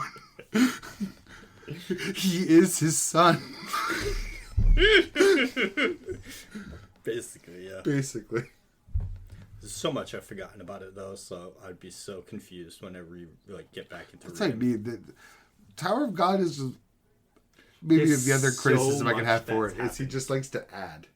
He loves adding. Just putting more on that plate. The arcs aren't about fleshing out what we're already doing or knowing. It's about adding. Let's put more in this cake. The only time I felt like it was like that nice cohesive step is like Mizuno.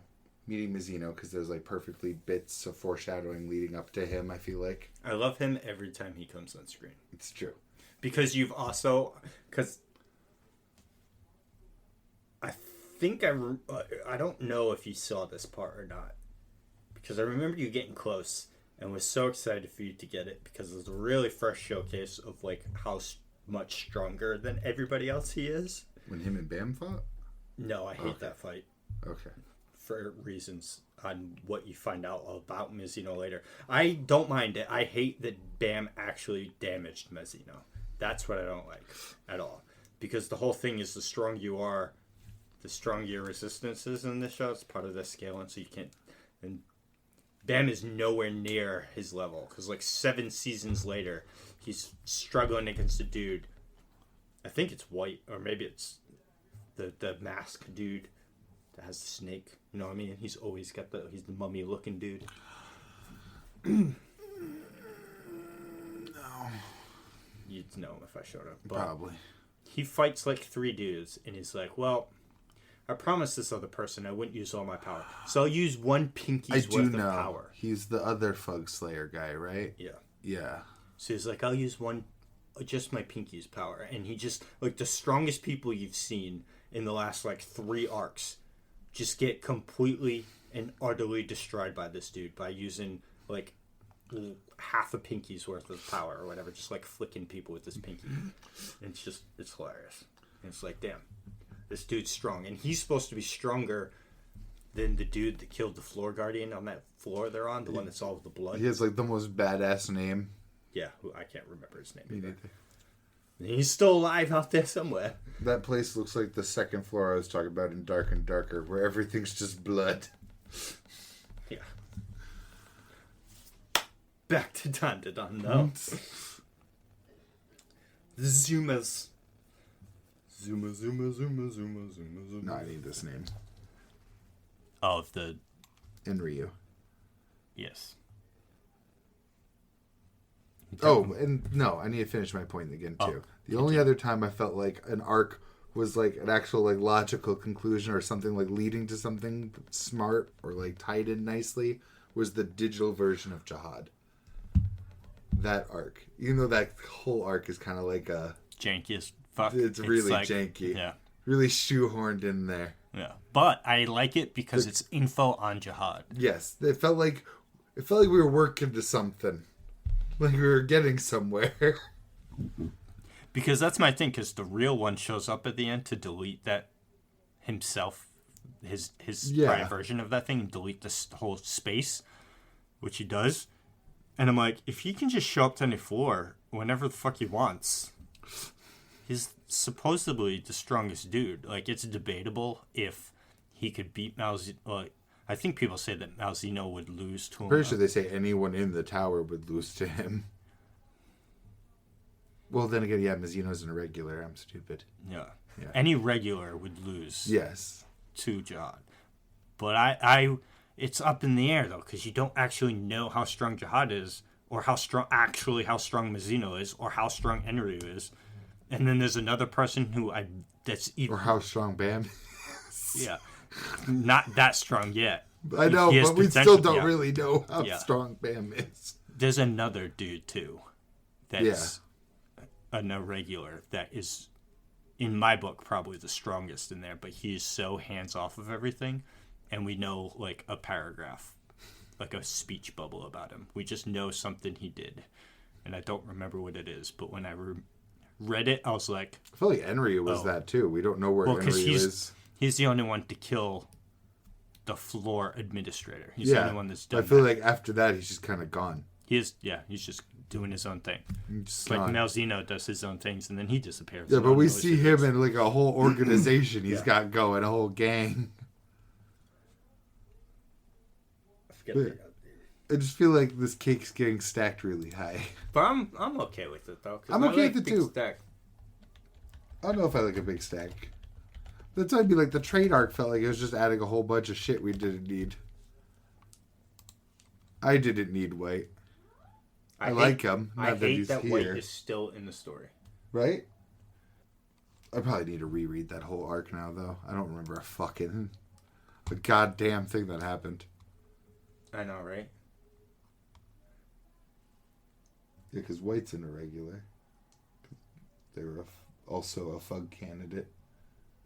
Well, because you gotta think, too, technically, Jihad is also an irregular, because him and all of the head people forced their ways in. Where is it? Phantominium, this guy. I'm pretty sure this is him. I like how his picture is empty speech bubbles. Because we haven't seen anything for him. Currently the first... Yeah, because he's first in the ranking. Jihad's third, I think. Creation of the stereotypes against the regulars. He's presumably the most powerful entity in the tower and is actually an Axis reality editor. As the riddle, he is the most enigmatic entity in the tower. No clear motives, no clear relationships.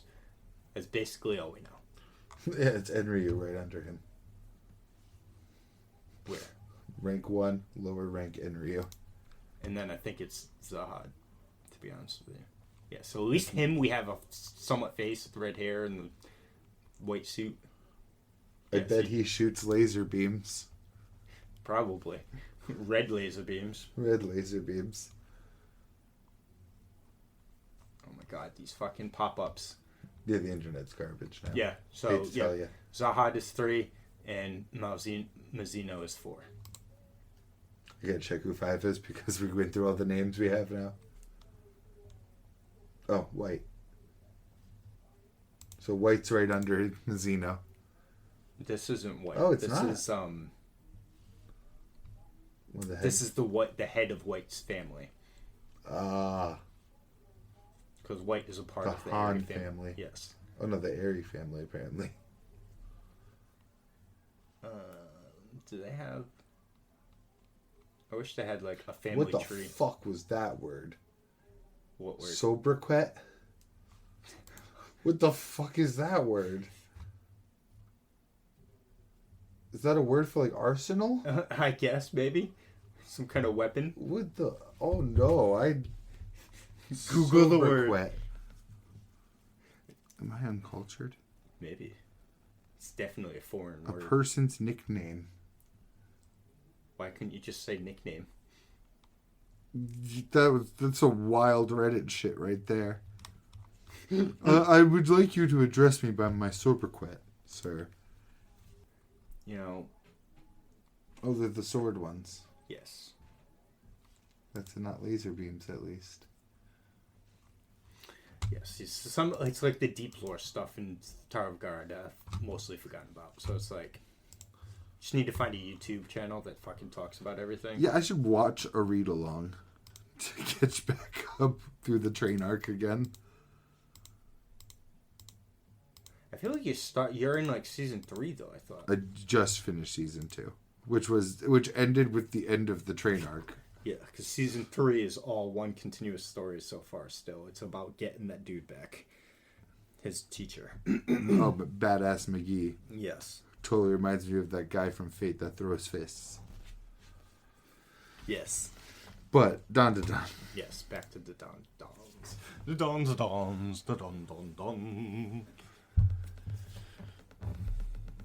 Zuma saves the little girl, and then they bond. Him and the officer bond. The officer bond over the saving of the girl. And the start of the chapter after, the officer set up a grave for his family. Yes. So There's nice. so many fucking tabs. Holy shit. Alright. There we go.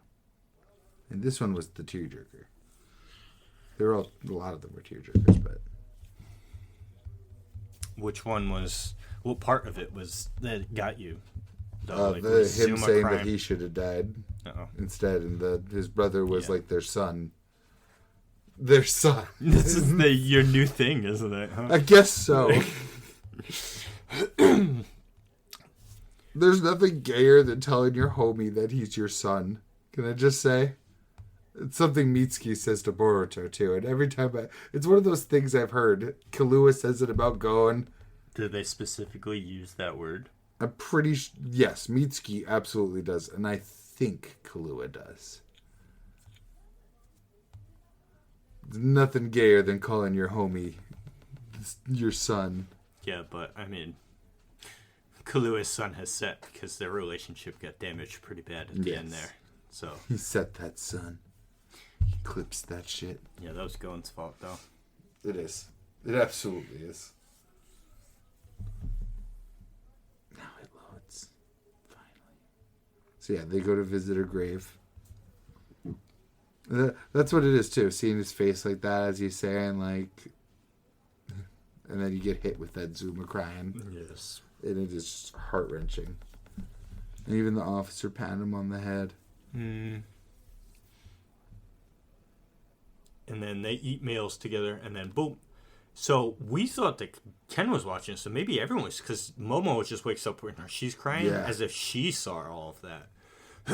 But when the flashback starts, it seems like Ken was watching it. It's like, oh yeah, we're fighting this. Yeah, this thing, if you remember.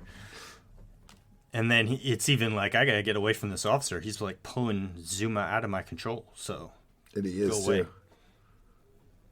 So he zooshes out to leave the box. Momo and Ken have a little moment. I love Momo and Ken moments. They're the best. And Grant's like, we gotta get the fuck out of here. They set this shit up so we get the fuck out of here. I like how the plan was to like pull the figurines out of the box to get them out. Like the original plan. Yep. Well, still kind of the plan, but with a twist. Yes. That panel too, when they all fucking float up. Mm-hmm. And return to OG Dandadan with the fucking sexy outfits. Yeah. The idleness. So they can't touch the box, so they're like, what are we going to do to pull these out? And my least favorite spirit ever, but still kind of cute. I like the wormy head coming out of the hat. Yeah. It's a bitch, though. Turning on you like that. Actually, speaking of shoehorned, I feel like we got shoehorned in idle stuff. Yes. We absolutely did. It's okay because it's Dandadan.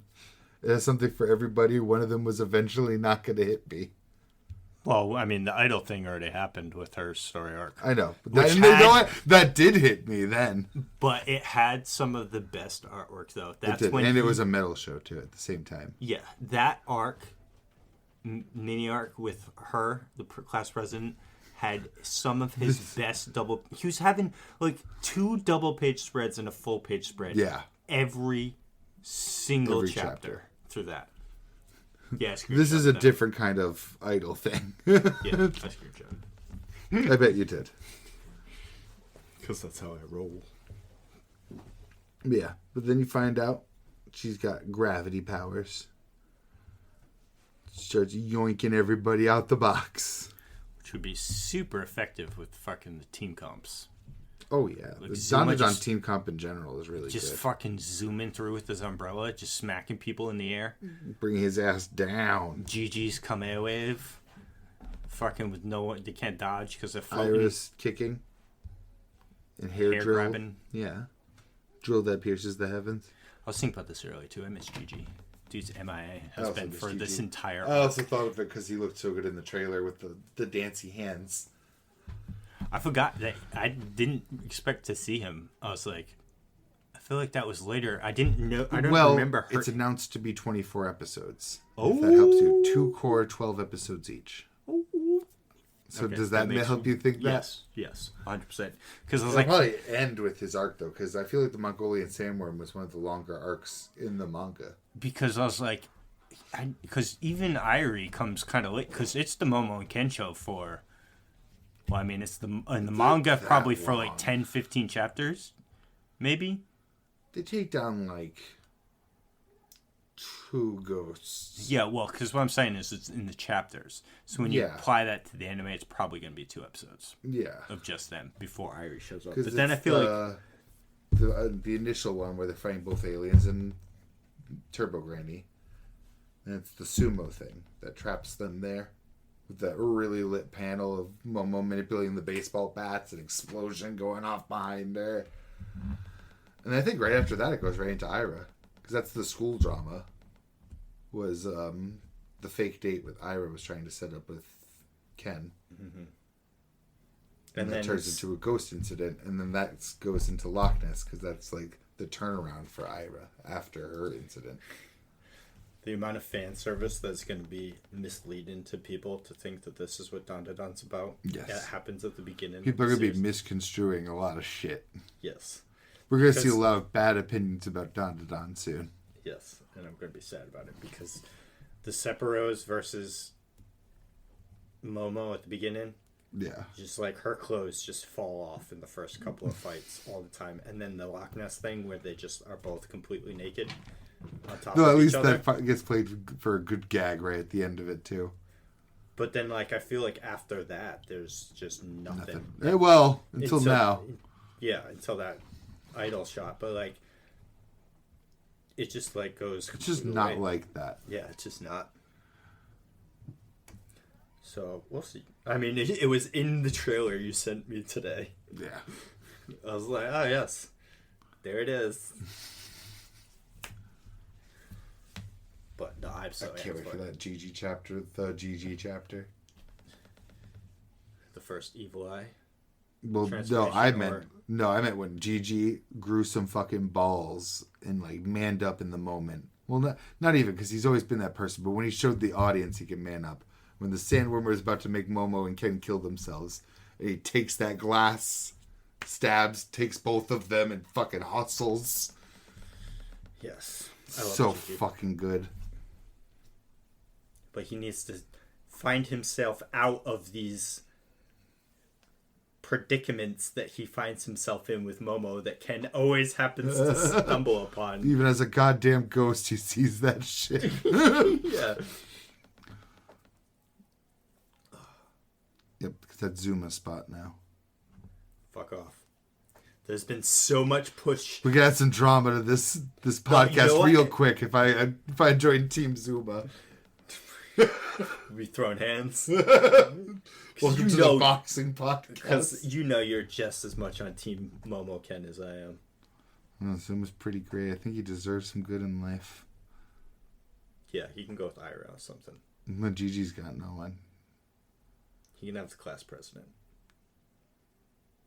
I'm glad you didn't put her with Zuma, but... You're right, Gigi deserves better. Famula. Oh, no. Don't do it. Don't Famula's with the fatty dude. He's with Kinta. No. 100 billion%, dude. Brutal. And you know it just as well as I do. So it leads back to Zuma Momo. I'm a Zuma Momo shipper now. Gigi and Grandma. No. Dude, people are just... I didn't read it. You sent it to me. I saw it. Dude, people are already down bad. Yeah. Down bad for her. I kind of don't fucking blame them. I saw that shot. I'm like, man, is that really what her top is like? I was like that It's too. like I was the like... straps coming on the nipples. I'm like... I was like, damn, Grandma's way more revealed than I remember. Damn.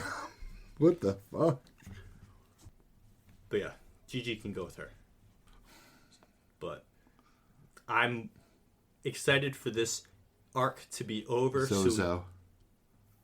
What? Zozo. What the fuck is Zozo? Momo, but Zuma, so Zozo. Oh, fuck off. It's like Zuko. What fucking... Muma.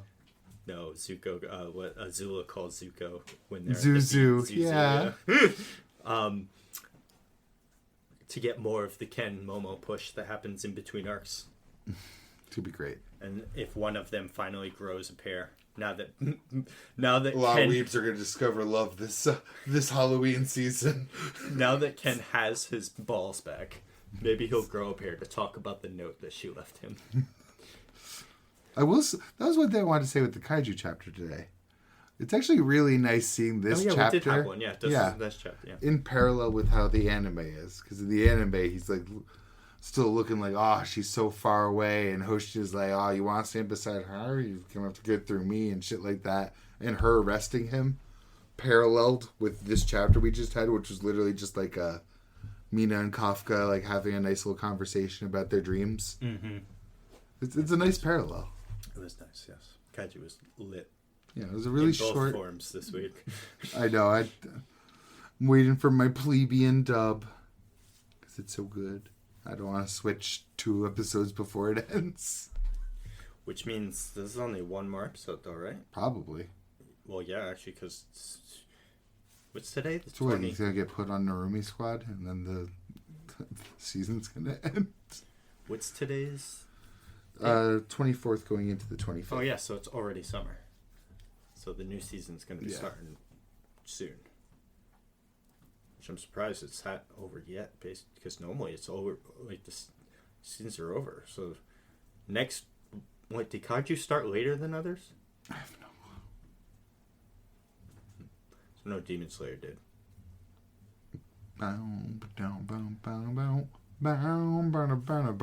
Which means they're all the spring seasons are going to be coming to an end. And that's all we were watching. I don't know anything that's coming next month. Like I have no clue this summer.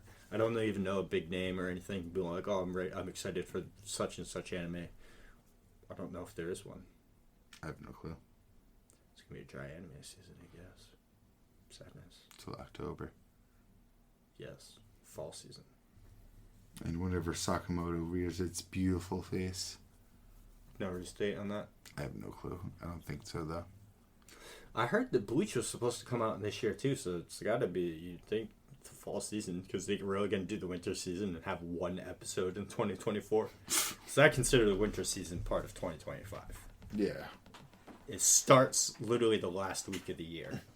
You know what I mean? That's 2025. Yeah. Pretty much.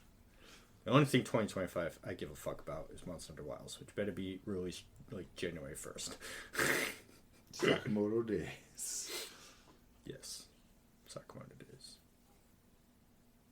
And raise a movie, I pray to fucking God. Yes. God, I hope there's a Chainsaw Man chapter tomorrow. There is. I think there's a timer for it. Yeah, I saw someone even posted, be like, we're going to know what the fuck happens tomorrow. And they posted that sushi picture.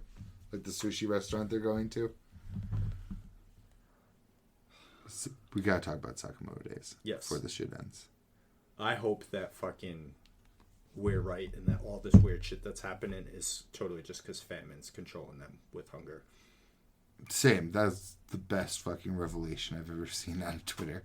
I would not have noticed all this hunger talk without that one Twitter user. And then you hear it and you're like, it's literally been everywhere. It has been everywhere. It's like every other panel someone's saying both something literal about hunger and figurative hunger too. Yeah, desire, hunger. Yeah. For desire, hunger for this. And now they're going to a sushi place to satiate their hunger. Famine's sinking her teeth in. Because I know she wants to make Chainsaw Man and War stronger, but I don't know how this makes them stronger.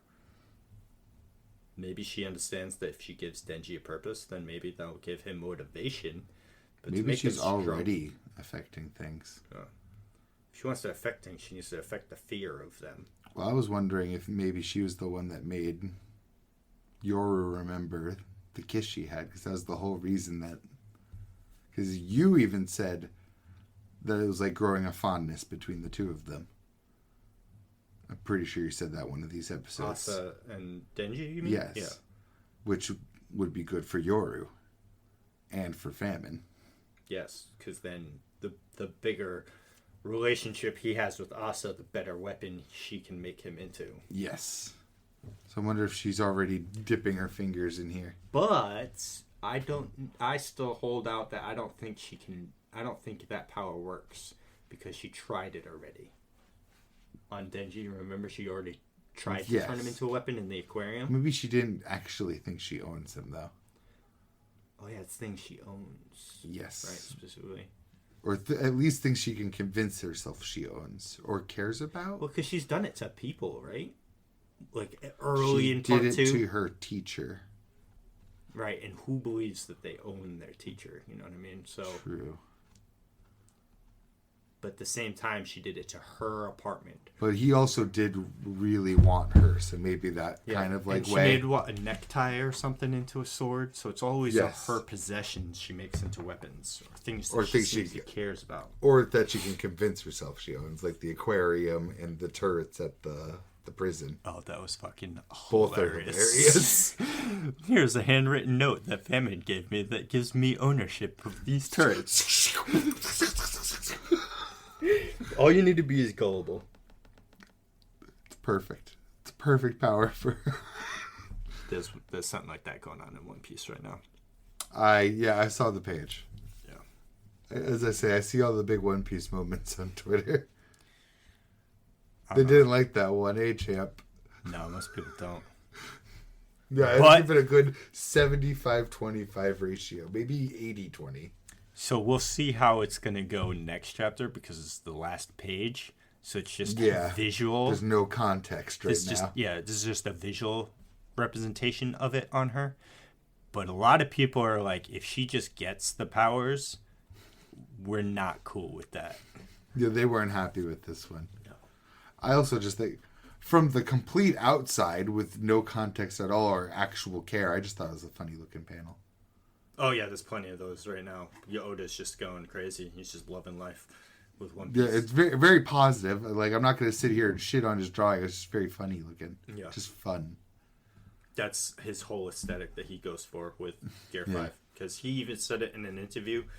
Like, at first I was like, that's kind of ugly, but then it hit me, it's kind of supposed to be cartoony because it's Gear 5, so I was kind of eased back on it too. I'm like, okay, it's supposed to, like... Because Oda's like, I want to have fun with fights. And this is, like, he's so not about doing another manga after One Piece. He is like, I'm done. One Piece is my last. Yeah, I mean, kind of no duh. Yeah, he wants, when he retires, he's like, I'm going to travel the world. That's his thing. So anything that he wants to put to page in a manga format, One Piece is the only place he's going to be able to do it. So now that he came up with Gear 5, he can have fun with things. And said he was talking, I don't know if it was talking to Kishimoto or somebody about how, because Tom and Jerry, he loves Tom and Jerry. Tom and Jerry's literally the inspiration for Gear 5. I could see it. So he says he wants to have fun with fights. He doesn't want to just be the super edgy, power scaling, super named attack guy. Yes. Which, there's still that elements. All of Gear 5's moves still have attacks and stuff. So, and at the same time, you've seen the other screenshots. Everything else is also still super edgy and badass that's going on right now. So, it kind of it balances it out. But again, if this girl has the same power system, the stretchiness and all the other shenanigans that Gear 5 has, then you're going to see probably like a 95-5 split. Yeah. And I will be on the 95 side. If it's a visual thing, because this... Well, it's not going to be just a visual thing. Yeah. So this is her power is... How do I explain it? So originally when we first met the character, back in Sabayoti, she can change the age of people. So what she was doing was she was changing Marines into babies or old men so that they couldn't fight or something like that. And she uses it on herself to disguise herself. And she's used it on herself to make her look like an old lady and sneak into certain things or like a younger kid or teen. She does it to change her age. So that's what we thought her power was the age of manipulation shit. But it's temporary. You know what I mean? And it's already been proven and stated in One Piece that people with strong haki can overcome Hack's abilities like that. So if you tried using that on Kaido, he just has too much. He's just going to negate the ability with this. Big sad. You know what I mean? Because if that was the case, she could just turn anyone into a baby and just fucking punch him in the face. Yes, that sounds right. Because it's happening. People are like conflicted on how they feel. Because they're like, that's a 12-year-old girl hitting a baby. But it's really a 12-year-old girl hitting a middle-aged man. He's going to grow up into an oppressor. But he's a baby. But, so what her power kind of really is it's based on her imagination. So, or her outlook, because she's actually 12. So, if she envisions a future for herself, in a future where she gets super jacked, she can turn herself super jacked, and now she's kind of strong. She's stronger. You know what I mean? Yeah. And she did it. So that's one of the big things we saw to really demonstrate the power. So she's like muscle future. So she grew giant ass fucking muscles on the throne and shit. You know what I mean? The I'm you future. So this is the future where, in the future, I'm Gear 5, Sun God Nika. But does that mean you get Nika powers, or just you look like Nika? And you can do the dun dun da da. If it's the power, it's broken. I don't like that. Nobody likes that. Please don't be like that. Oda, please. We have faith in you. Oda-sama. Don't do it. Visual only. Thank you. But that's it. That's all I got. You're not welcome. One Piece has been slapping so much. This is the only negative side in this entire arc right now.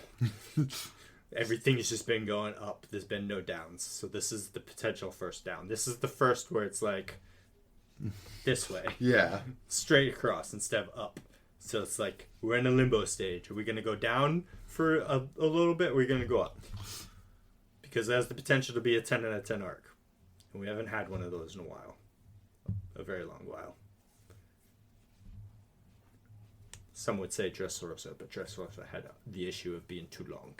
There was a lot of needless stuff in Dressrosa that brought it down. You know what I mean? If you cut the trim off Dressrosa, it's fantastic.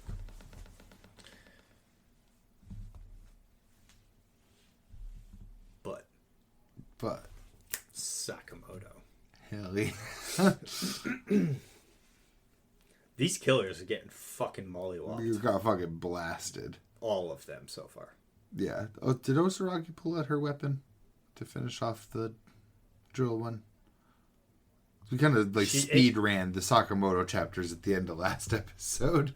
Yeah, we on accident. Well, no, because like I said, the only real thing we mentioned was my displeasure at the fact that it wasn't Sakamoto's wife, or sadness that it. Well, we also mentioned. I also mentioned Sniper Guy shooting the bullet and ricocheting it off the glass. We only did talk maybe one other point, but I believe. I don't know if it showed. Did it show it in the chapters? It showed that she was gonna take something out, but I don't know if I saw what was in there. Was it? Oh, that's why I don't want to spoil what was in there. Oh, it definitely. Well, I mean, do you know? Oh yeah, I know exactly what's in there. Yeah, it's a fucking like a chainsaw thing, right? A big circular saw. Yes, yeah. It's like hooked up to like a wheel motor. I don't think it shows her use it, but she does take it out. Because that fight is over. Yeah. To where we are. And then it was Nagumo disguised as Sakamoto's wife. And let me say, I already knew he'd be my favorite just off of the looks and disguise master and how he acts, but yeah, Nagumo's my favorite. He also neg-diffed that guy. The whole match he was complaining about being mocked at. That's how neg-diffed he was. Dude stole his phone and was trying to just... He stole all his belongings by the end of it.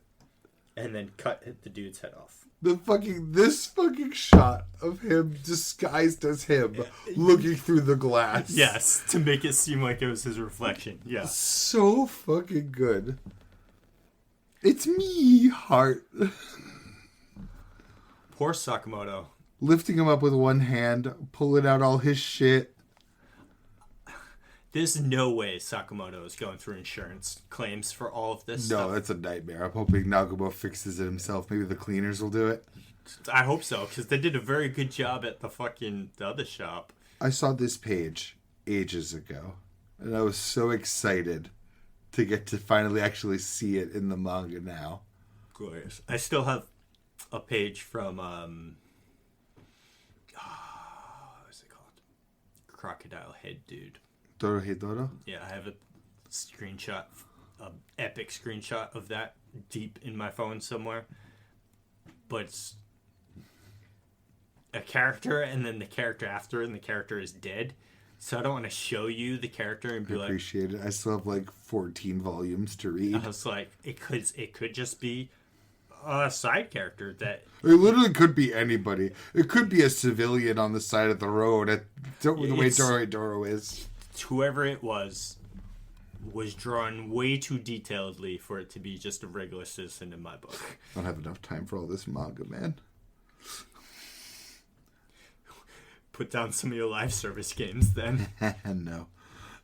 Speaking of that negative, too, sneaking the dice into the dude's mouth.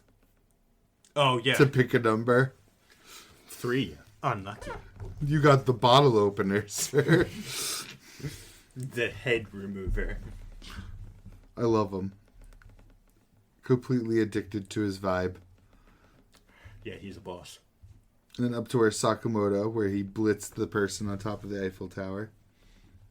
Yes, he's having a difficult time slimming down. This is such a silly plot point. I need to slim down so bad as he beats the guy's ass. And then while the dude is having his OCD moment of cleaning up the mess, Sakamoto's doing some like cardio work, like stationary cardio to try and slim down. I loved him catching the Eiffel Tower thing like In that. the string, yeah. And there's a Spider-Man reference. Is it? Was it? Yo, he's like Spider-Man. Oh shit! I didn't even see that. His hair's kind of covered. Dude, real quick, back to Dandadan. I had to zoom in on both panels to see what he was saying, but I love how the Sephiroth was in the background, just like, do you know any part-time jobs? That's everything. I was like, dude's on his grind. So this chapter is pretty much Sakamoto mastering the power of chubby agility. It's so gonna be a fucking like small plot point too, because I know I've seen scenes later, and I know he slims again. I know Yeah. he slims again. I love knocking him into this fucking elevator and then beating his ass down the elevator shaft. Dude, all of the scenes straight in a row, we get all of those badass panels of them just fighting, falling down the replica Eiffel Tower. And then all of the citizens be like, oh, what's that noise? And then by the time they look, they're gone, so they don't see anything. I love how his hair all becomes undone and like super like handsome-esque as he's like, let me tell you my backstory. And then even Sakamoto speaked from my soul. Oh no, this is going to take a while. Thankfully, it was not. It wasn't. And It man, was he's half a fucked. chapter. I don't blame a part's dad at all. No, I mean, the dad did everything good. He saw, if I came home and I saw that my son had dismembered an animal, I'm taking him to go get mentally evaluated as well. Yeah, that's one of the 3 signs of they're going to grow up into a psychopath. Yeah. Animal harm, bedwetting, arson. Bedwetting beyond a certain point, obviously. I was going to say, because I'm sure there are plenty of children that struggle with that. Yes, it's definitely after a certain age range for that one. Because there's also, like, bladder control problems, health issues. That one, that part of what is actually the psychopathic triangle, I have always thought was weird. I haven't actually looked further into that one. I think arson's just like the most obvious. I feel like no one needs to tell me that arson is the sign of a psychopath. Right? Or animal mutilation. Yeah. Like, come on. It's very obvious shit here. The look on the dad's face, though. And he, like, immediately hugs him and says it's going to be alright. Like, dad of the year right there, man. Well, kind of. And then he gets scared at the end and pushes him away. Like, you should have done that part. But I'm on your side, Dad. Fuck this guy. And then he kills his dad right there in the doctor's office. He should have gotten a second opinion before turning on his kid. Right? If the fucking doctor told me there's nothing wrong with my kid that was mutilating animals, I would immediately be like... well, you're a shit doctor. Well, obviously there's nothing wrong with a brain scan. You're just a medical doctor. Let me go talk to a psychologist. Yes. That's the most reasonable next step in my mind. Clearly there's something wrong with this child. Yeah. You say one... He slit your throat with such precision.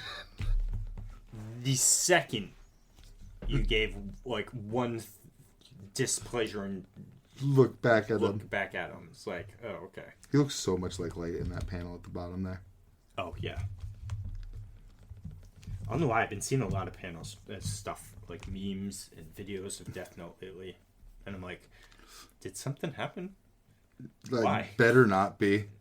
I better not hear about some fucking shenanigans. Extra Death Note content coming 2025. The only extra Death Note content that I'd be okay with ever having is if they wanted to animate the one shot that comes after. Yeah.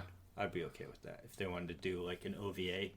Because it's a one shot. So I'm not okay with it because it promotes making more Death Note content.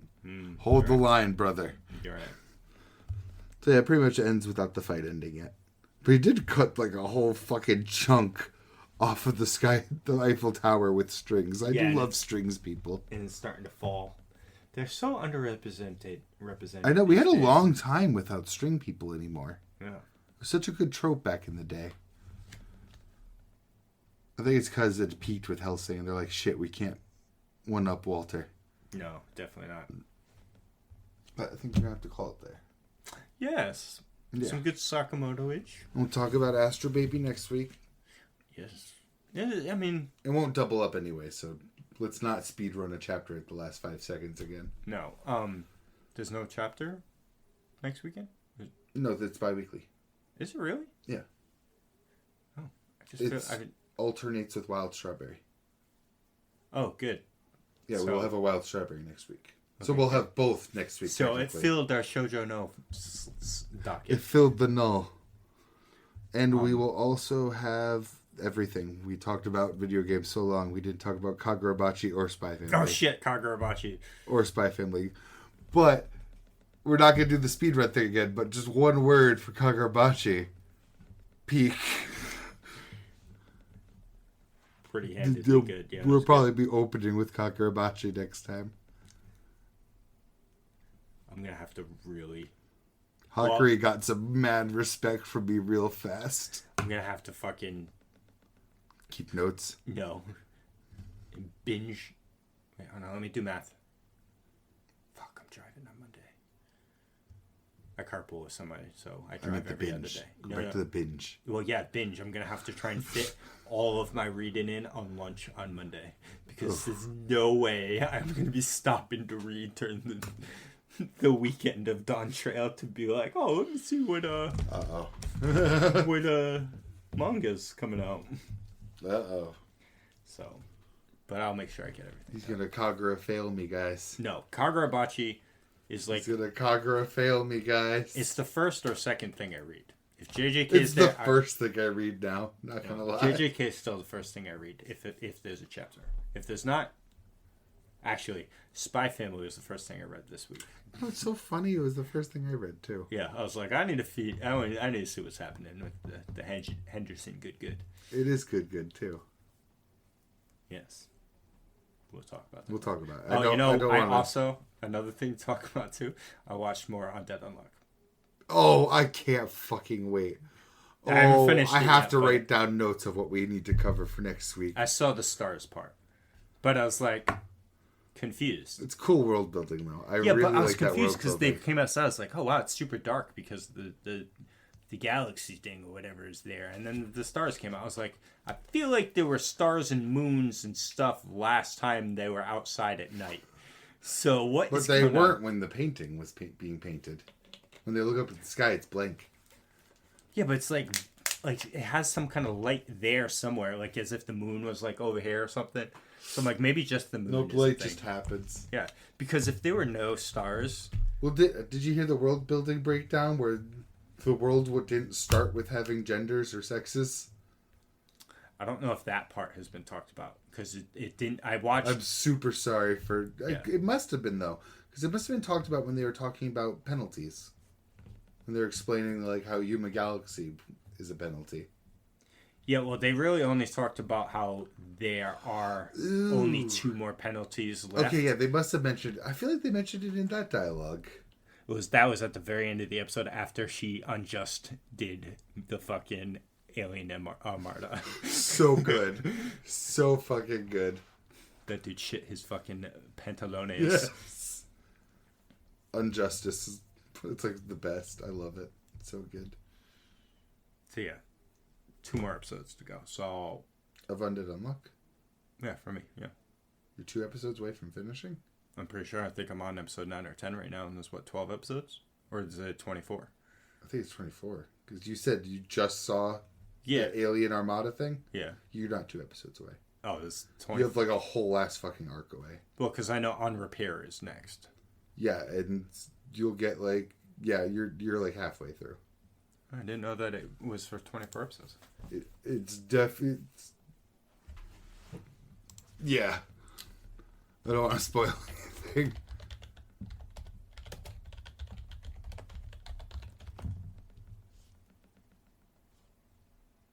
Oh yeah, 24 episodes. Yeah, so I'm like literally halfway through. Yeah, so I got a long way to go. Yeah, there's a lot to talk about. Okay, so never mind. I thought I was fucking almost. I knew because it right away. I was when I had time to watch more too, but I was like, oh, there's only 2 more episodes. I feel like the book arc is 2 episodes, and that's like that's an arc inside an arc. Jesus, but all right, we'll talk about it next week. I'm so excited.